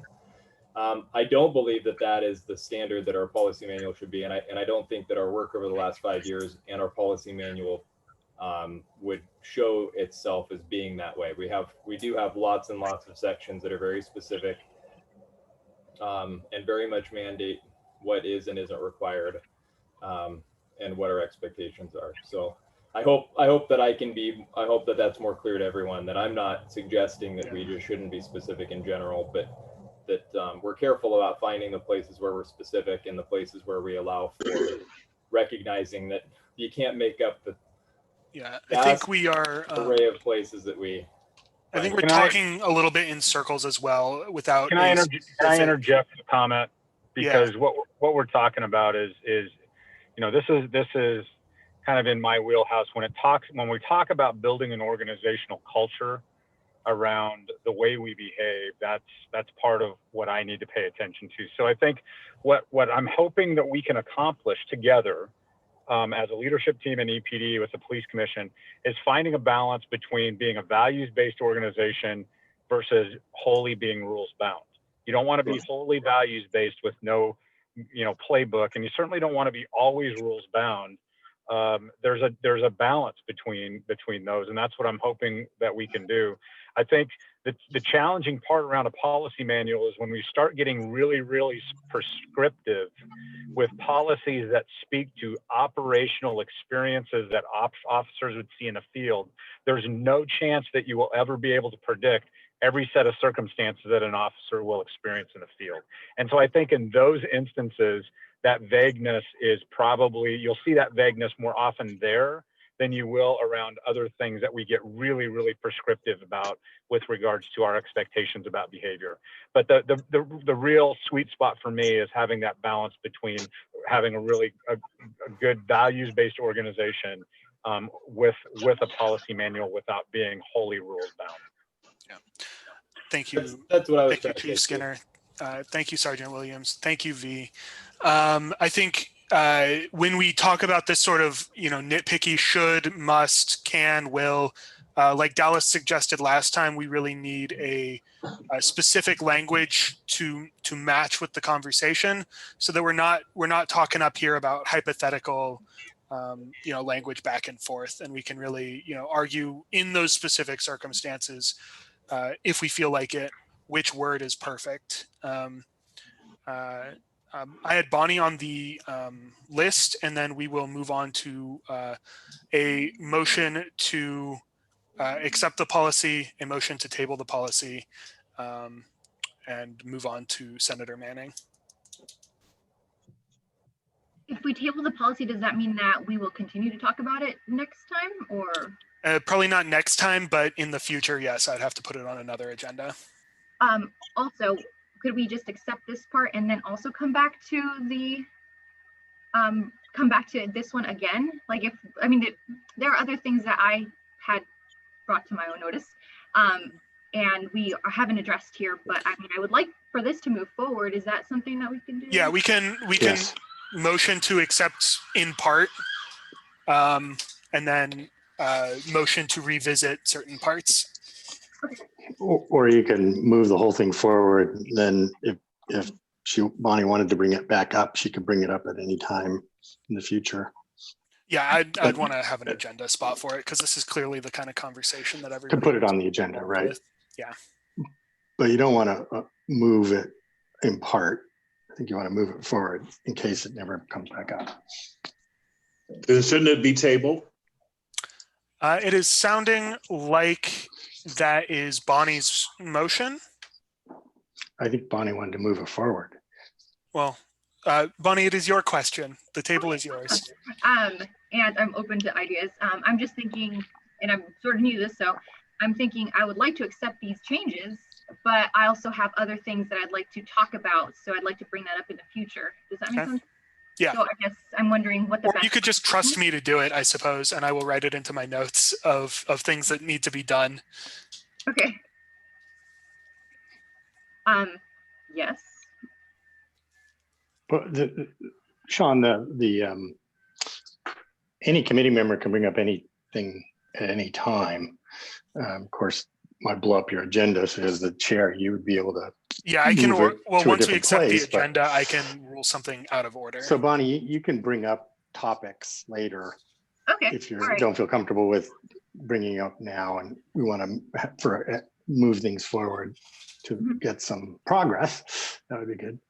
Okay, yeah, then I would like to do that. But first, before I do that, I just want to make the comment so that it's somewhere in the record, so I also remember that I wanted to know more about 804C number 7. Any information known about a person's pre-existing medical or physical condition which might exacerbate the effects of pepper ball projectiles should be considered in determining whether and how to use the pepper ball projectiles. I just wanted to know more about that. I don't know if we have the time for that, but I'm just wondering, is it actually like, can you check? Do officers have that kind of information? Because aren't medical records private? Yeah, no, we talked about that last time, in part due to your comments, in part due to Macy's comments, and in part due to Jennifer's comments that I remember specifically, having a specific agenda item about training to recognize medical conditions for our officers. Right, but then I guess the separation from that is not necessarily just training, but just having them be told that this person is. Hey, Bonnie, that's going to play in if we have a complainant or somebody else that we've talked to that's told us about a medical ailment, or we can observe that they've got a medical problem. We're not doing a medical check on people before we use force on them like that. But if we're aware of any sort of medical issues, that it's stating that expectation that if we're aware of a medical condition or problem, that we need to adjust what forces we use in order to minimize the negative impacts that may bring. Okay, so it sounds like something I need to look more into. Sorry about that. And final thing, just out of curiosity, what is the effect of actually shooting an aggressive dog on the dog and also on the person that is holding the dog? Because I would imagine that the reaction would be more aggression, but I've never experienced it, obviously, and I've never shot a dog, so. Well, OC in general, so spray or pepper, is an irritant that's going to, it usually makes them want to go someplace else. In my experience, spraying a dog with pepper spray, an aggressive dog with pepper spray, which I have done many, many times, the dog will usually turn around and run the other way because it's not happy, it's irritated, has a little bit of trouble breathing, it's an irritant, and so they usually will run and go take care of themselves. And I would second that. I have firsthand experience to where they'll just flee the other way. A lot of times you don't even have to actually hit them in the face or anything like that. It can be shot at the ground for pepper spray, and they avoid it at all costs. It's really like making it more aggressive and more dangerous for the officers. No, it's incredibly effective, and it's saved us from having to use higher forces on dogs many, many, many, many times. What is the effect on the owner? I would imagine that increases their aggression. I'm sorry, but we really have to move on. Understand. Thank you. Thank you so much, though. Do I have any motions in regards to this policy? Let's move forward with this policy. All right. Thank you, Dallas. So a move to accept these changes, and do I have a second? Was that V that I saw seconding it? Excellent. Everybody in favor, say hi or say aye or wave your hand. Thank you so much. Anybody opposed, please say nay or raise your hand. So that is 11 for, 1 against. And these changes are accepted, and I will add it to the to-do list going forward. Thank you so much to everybody. And finally, Senator Manning, I am so sorry for the delay and welcome. No problem at all. No problem at all. Thank you. Good afternoon, everyone, or evening. To begin, let me apologize. I have a condition called spasmodic tone dyslexia. And what I have to do is go to OHSU, and I visit this doctor who put an injection of Botox in my voice box. Imagine a needle this long while you're sitting there and it goes in your throat and they inject you. So what I'm experiencing now is called whisper voice. It's part of the recovery process. So based off of that, I will give you a brief overview of my committee assignments, and I'll open it up to questions, because instead of me trying to tell you as much as I know, you will get bored and probably will run out of time. So first, I want to say, hey, to Officer Tester, how you doing? Sergeant Williams, long time there, my friend. Chief Skinner, I understand the department is going to be using pink. Are you going to wear pink? Hold that question, their response for later. Same thing will go to Commissioner Zinka and Yin. Hold your answers. We can talk about it later. I will tell you that I do wear pink during Breast Cancer Awareness Month. So it's Does it not, have to be visible, Senator? it is visible. Okay. And I'm proud of it because real men wear pink. So, and Dallas has a program that emphasizes real men wear pink, where he's been raising money. So I hope everyone will wear pink. So to begin, my current assignments are, I'm on the Entrant Joint Committee, Transparency in Policing and Use of Force Reform. I am on the Ways and Means Committee. I co-chair the Joint Ways and Means Subcommittee on Public Safety. I am on the Joint Committee, Ways and Means, Transportation and Economic Development. I currently co-chair the Senate Committee on Veterans and Emergency Preparedness. I think there are a few other committees. Oh, the Joint Committee on Emergency Board. Yeah, that one. I got Task Force on Universal Health Care. I have Task Force on Racial Disparities and Ownership. I have the Senate representative to the Diversity and Economic Diversity. Yeah, that one. That's another one.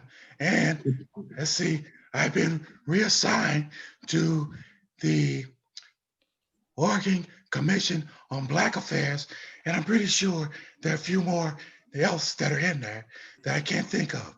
So with all of that said, I'll open up to your comments or your questions. So I've got myself on the queue first, and then Bonnie, I think I saw your hand. So to start off with, thank you so much for joining us. One of the reasons I invited you is because I knew that you were on the Transparency Committee for law enforcement. And we've heard from the Civilian Review Board and now Cindy as well that there isn't a whole lot of civilian insight. There's not really a window for transparency into the disciplinary process to see if these disciplines are conforming to current community standards, even if they conformed once upon a time to the the historic comparables. And one of the barriers to that, my understanding, was the public information laws surrounding the CRB needing to be background checked and I was hoping you could provide more insight into bills that might be upcoming that might open those windows a little bit wider. Great question. Okay, so I failed to mention, I'm also the co-chair of the Joint Committee on Transparent Policing and Use of Force Reform. So there are a couple of legislative concepts that are out there. What I want to be very careful in doing is that we want to make sure that we have a level of transparency that the public expects and requires, but at the same time, we don't want to go too deep where we put officers' lives in danger. So it is a balancing act. Now, based off of feedback that the leadership is now charged with, and Chief Skinner is doing a great job making sure that there are processes in place where if you have an officer that have repeatedly, intentionally violated policies, those are adjudicated in your current system. Here's the unique part about Eugene. You have 3 levels of oversight. You have the police commission, where you're looking at policies. You have the civilian review board that looks at these infractions or allegations. And then you have your independent auditor. So you have 3 levels that's already in place. Most other departments, including Portland, don't have those. So you have a model that we are looking at the state level, what that would look like implementing statewide. So where does it apply? Where is it the transparency, the reporting mechanism? We're looking at DPSST as a hub or depository of misconducts when they reach that level, after they have been adjudicated at the local level. And we're also looking at maybe DOJ, what that would look like. So there are a lot of pieces that we're still looking at, to including funding and at what level is practical. I am also working with a bill that Senator Merkley has at the federal level that provides a depository that is at the federal level. And I introduced it at the state level.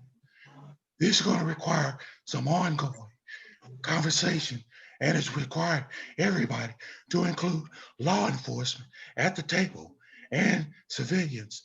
We got ACLU and some others that are also doing the discussions.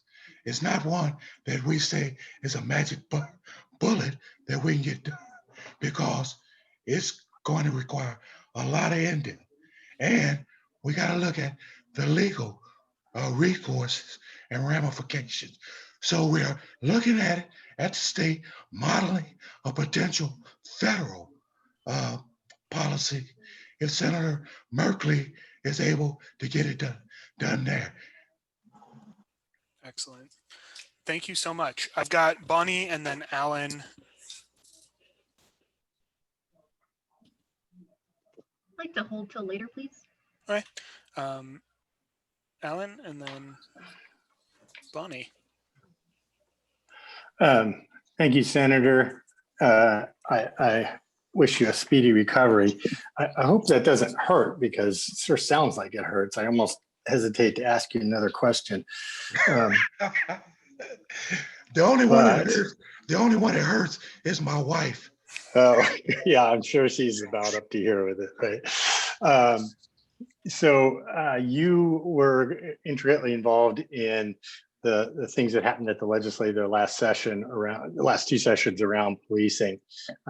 Maybe, and there were numerous issues that came up.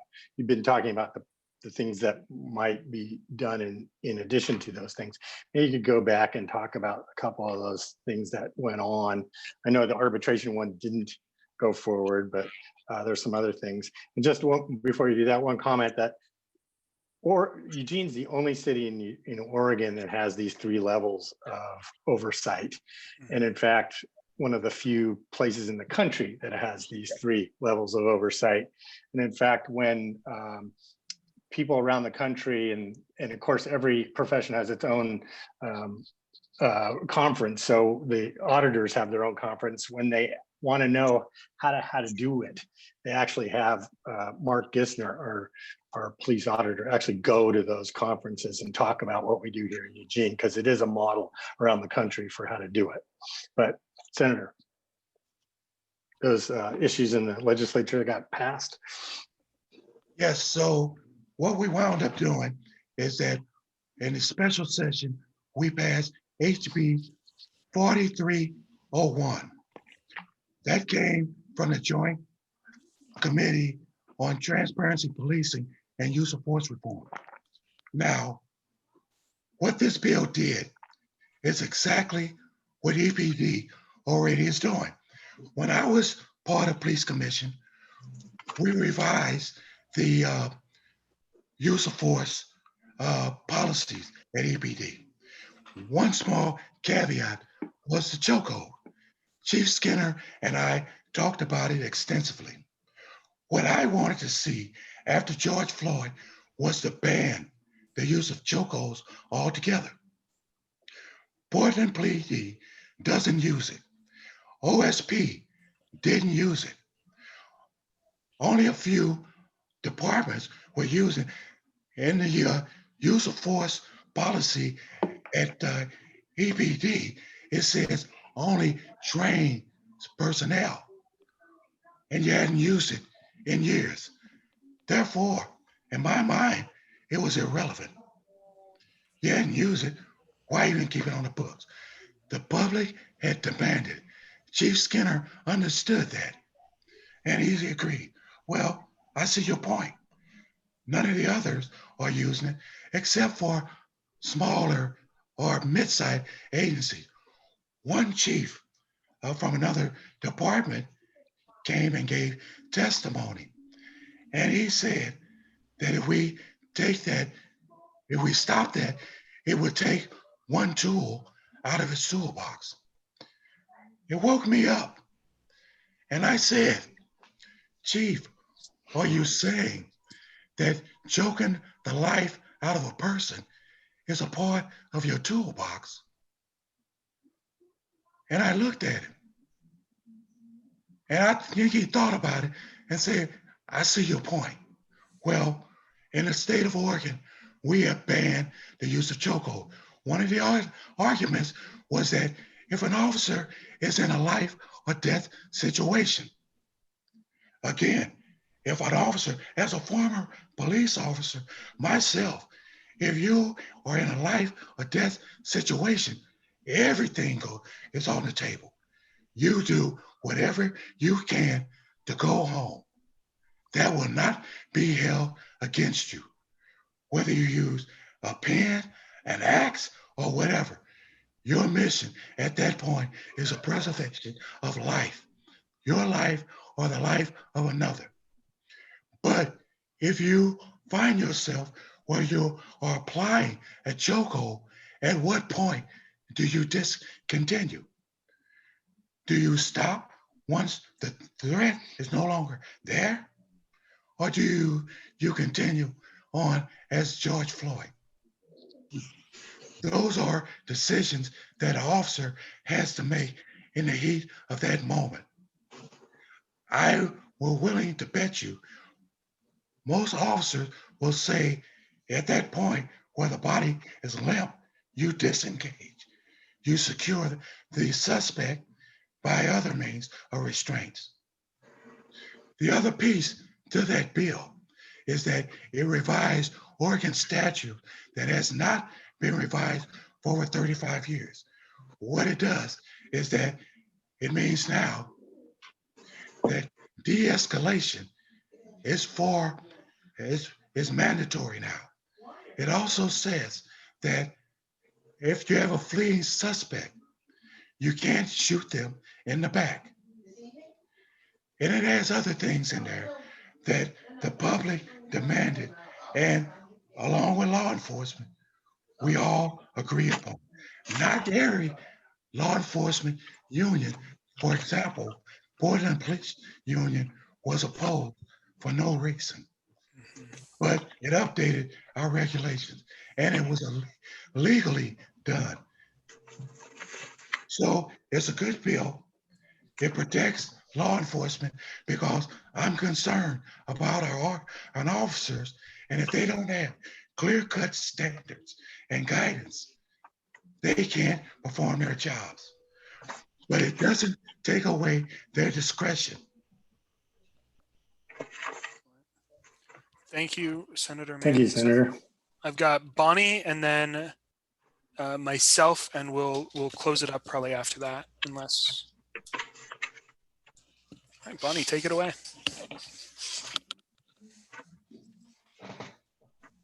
I was just wondering how are officers' lives put at risk when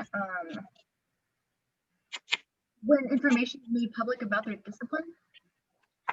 Well, say for example, you had some erroneous information that was put in. You got two officers and they have the exact same name. The thing is that we are trying to make sure that you identify the right officer. One suggestion came up is that every officer that graduates the police academy through DPSST is given a unique number. That number will be provided. The concern I have in there that we have to look at, family members of officers. If you have a beef with an officer, where do you draw the line? Are you also saying their children, their spouses are also fair game? We have to look at those things and be very careful moving forward, because I don't want to jeopardize a family member because we may have misidentified an officer and put that information out to go to their homes. So it is a very delicate juggling act. I would stress here that when we talk about transparency and freedom of information, that could possibly include officers, last names, which could tie to spouses, or even their address or phone number. Correct. Now, Sean, if I may, once we have a bad officer, someone that has broken the law, that person, my intent is to have that person decertified, entered into a national database where they can never get a job in law enforcement. So we are looking, and that's what I am committed to do. And that's a national database, correct? A national database, so they don't do a Darren Wilson like in Ferguson, where you go from one department to another department. They don't do the same thing as the cop that killed this kid that had a weapon in Wisconsin that was kicked out of that department where the chief says that he was not qualified, but he went to another department and subsequently he killed this kid that only had a toy rifle. Those are the ones that my focus is on. Now, officers that are repeatedly violating department policies, department has to deal with them. And if it rises to the level where that officer or that person has to be expelled or fired, those are different situations. But just a uniform violation or come to work late, I see no reason why those need to go into a database. Those are local issues and have to be dealt with locally. Thank you.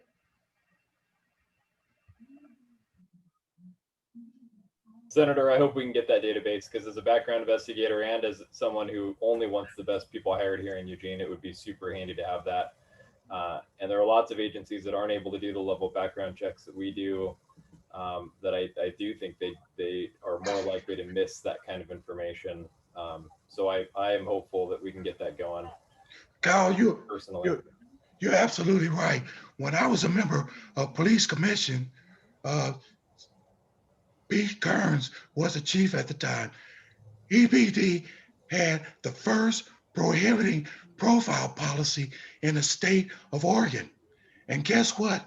That same prohibiting profile policy I took to the state and is now statewide based off the work of the Eugene Police Commission. You're leading the way in so many areas. Yeah.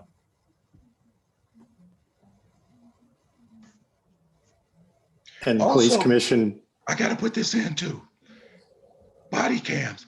It started in Eugene, started on bike patrols, and now it's a part of the culture. Started here. Eugene has been an innovative lead, and it's because of the 3 layers of oversight that you have in place.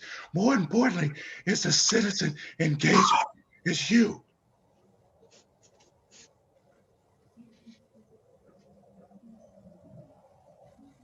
Sean, I think you're talking, but I can't hear you. Oh, thank you so much. I was wondering why folks kept talking. Was that your only comment, Lindsay? No, but okay. I don't, Lindsay, if you want to move us, then move us. No, we've got time for you and then me, and then we'll close it out. Thank you, Senator Manning. I second Sergeant Williams' comment that database would be a very important and useful tool. Kind of to Bonnie's point a little bit, she sort of like reminded me of a kind of train of thought. I appreciate your answer about protecting officers and their families from sort of undue retaliation should people have issues with them. As a member of the Civilian Review Board, it does bother me that we don't have more insight and transparency into the discipline that happens for cases where there are sustained adjudication. The adjudication is that misconduct has been sustained. And in the case of the Civilian Review Board, we see the unredacted files, we see the identifying officer information, but we are also bound to not disclose that.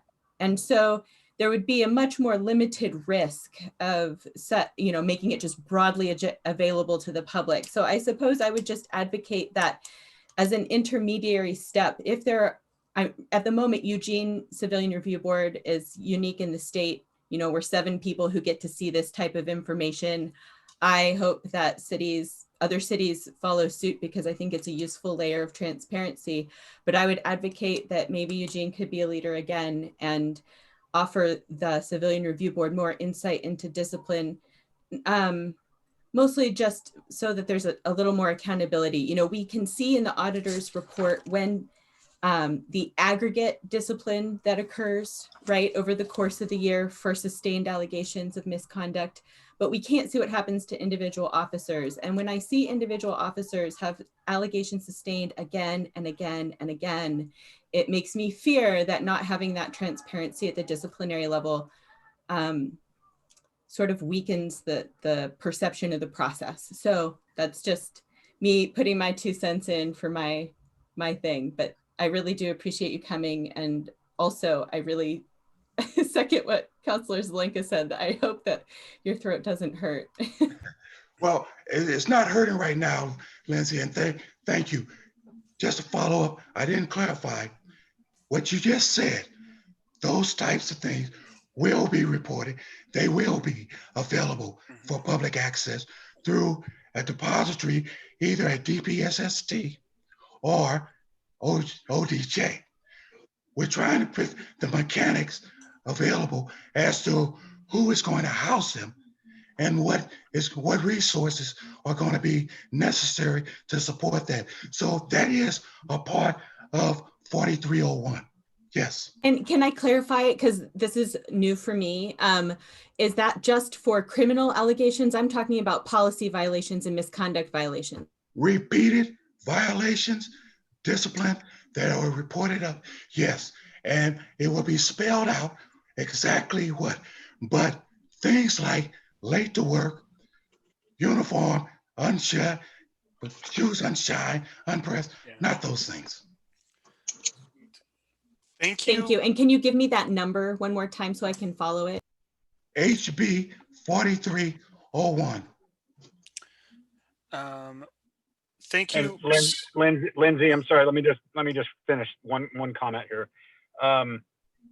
You know, the senator and I have talked about this, and I've testified in a couple of different venues on this. I think, as a chief, I think when we think about a discipline depository, I think we're trying to be mindful about what level of discipline should rise to the level of that type of reporting. Yeah. As the senator pointed out, every documented counseling or even oral reprimand isn't necessarily what we're looking at. But for me, the threshold is if something results in economic discipline, days off, emotion, that type of stuff, I'll let you know.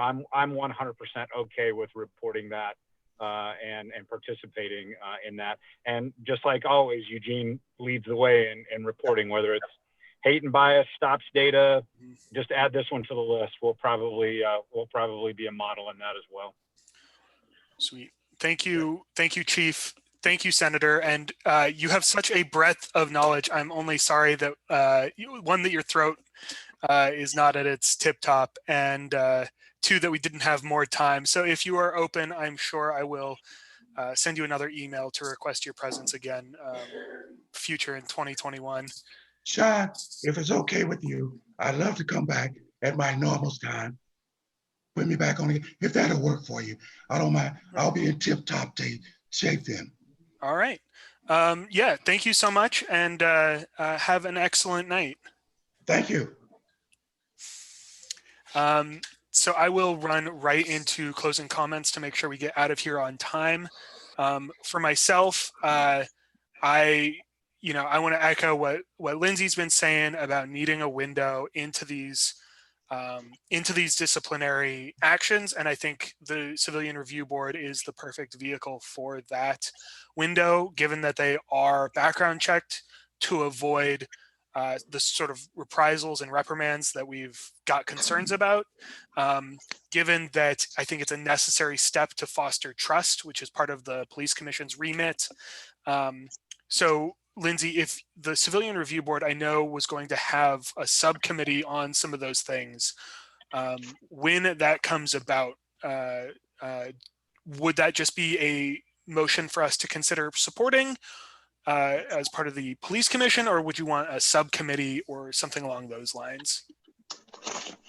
So the only subcommittees I know of were not really tasked with that kind of work. So I think it seems like right at this second, those types of things would sit with the ad hoc committee, just because there would be ordinance level changes. Which the ad hoc committee can't review. I don't want to, sorry. The ad hoc committee can make recommendations to city council, and city council has purview over the ordinance, and city council has police policy and procedure is the only thing the ad hoc committee can review by motion. Sorry, I think anyway, I don't want to get into conversation about, at the moment, I don't know of a standing subcommittee on the CRB that would review such a thing. And such changes would be complicated and would require probably an ordinance revision and probably involvements of the police union and some other mechanisms. So I am happy to examine those things more and come back with more information so that you can all kind of see. I mean, I think more transparency and discipline is something that's important to me. So I'm happy to come back with more information about mechanisms for pursuing such things. Sweet. And I also wouldn't want to speak on behalf of the whole CRB, because there is certainly a variety of perspectives. And I know that I absolutely, no, we don't. We were looking at other things with those subcommittees, and there is not a unanimous agreement that that's a way we should move on the CRB. So while that's my position, it's not universal. Sweet. Next, we've got Chantel and then Bonnie. I don't have any closing comments. Thank you. Bonnie and then Lindsay. Just really quickly, I'm so sad that I missed Manny, but since he was on the emergency board of some kind, it would have been nice to have talked to him about what I mentioned last time, which is wildfire fighters get their hazard pay taken away, and I wanted to see if he has any sway in that matter. If he can look into it. Anyway, that's all. Thank you, Bonnie. Lindsay and then V. Sure, I would just direct people to the auditor's annual report if you'd like to see the aggregate numbers of the of discipline, things like, how many people were demoted or resigned, how many people received oral reprimands and that type of thing. That is the data that's available to the public, to me, to you.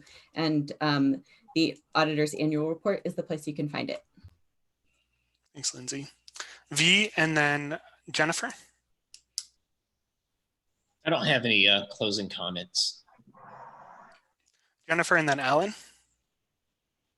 Thank you. I wanted to thank Lindsay for brought up. That was a really important discussion. I was glad that we kind of had a moment. It obviously needs more time, but I was a little surprised and concerned in deciding what to report based on the discipline and not based on the action that determined. That seems a little backwards to me, because I don't know, you could then just set disciplines that made it so you wouldn't be, you could set a discipline that didn't get reported to keep someone from getting on the database. I don't know.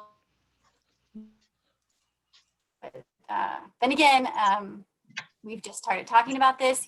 To Lindsay's other point, I think that the ad hoc committee, we are being a little more flexible on what topics that they can bring forward, and they've already brought forward a whole ton of different topics that weren't initially considered, and the facilitators are reviewing those and letting them track topics. So it's possible something that didn't fit, and Alan can disagree if he wants, didn't fit cleanly in the motion might get discussed.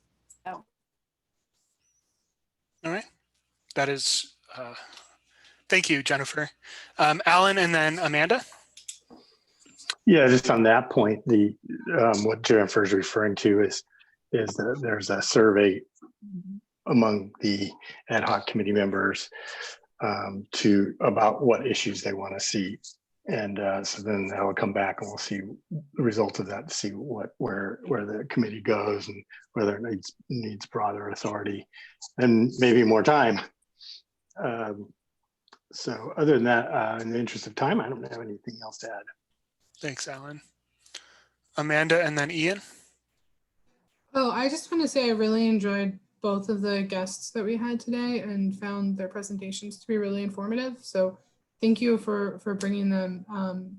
And I don't know if either of them are still here, but thank you for sharing. Thanks. Ian and then Macy. I don't have any comments. Thanks, Ian. Macy and then Dallas. I don't have any comments. Dallas and then let's start with Cindy after that. Yeah, I look forward to getting with the chief when he gets those vehicles done. And let's do something positive. Let's do a nice PR. Let's show the community that we are part of the serious nature of breast cancer awareness. Excellent. Cindy and then Kyle. I just wanted to say again, thank you for having me. I hope that I answered some questions, and of course, let me know. You can shoot any questions that you have through Jeremy. We can get you the answers. So thank you. Thanks, Cindy. Sergeant Williams and then Naivasha. I just wanted to comment that I appreciated all the conversation from one end to the other. My only disappointment tonight was that it felt like every section needed about 15 more minutes to really let all the questions and discussion happen. And it's always fun to have a commission meeting where where we're having that problem and not the other. So I appreciate everybody's insight and conversation, discussion, and look forward to next month. Naivasha, and then some time for Leah and Chief. I have no comments. I hope everyone has a good night tonight. Thanks, Naivasha. Leah, if you still wanted to speak, and then Chief. I don't have a lot. I was just going to comment about the question about people coming in with lawyers, and I would say it's a lot less common than you would think. And whenever anybody does have a lawyer and they file a risk claim, that is reviewed by IA and our office. And also, I think Cindy did a great job talking about the IA process. So thanks all. And if you have questions, you can email me or just email Police Auditor at Eugene, and we'll get an answer to you. So thanks again. Thank you. Last but not least, Chief Skinner. I officially accept Mr. Boggs's request to do something manly in pink. Those cars, 10 cars are getting outfitted with pink this year like they did last year, as well as the tanks of our motor officers. So let's do a big old photo and make sure that everybody knows that we're supporting that, because I think all of us know somebody or have personally been touched by people that are survivors or in really sad cases not of breast cancer and other forms of cancer. So I'm happy to take on that challenge. Thanks, Chief. And with that, we are adjourned. Thank you all so much. Thank you, Sean. I know I had promised to stay behind to answer something, but I don't remember for the life of me what it was at this point. It's been answered. Okay. Awesome. Do you have a minute after everybody leaves? Got a second? I might be able to call you in a bit. Yeah, that's good too.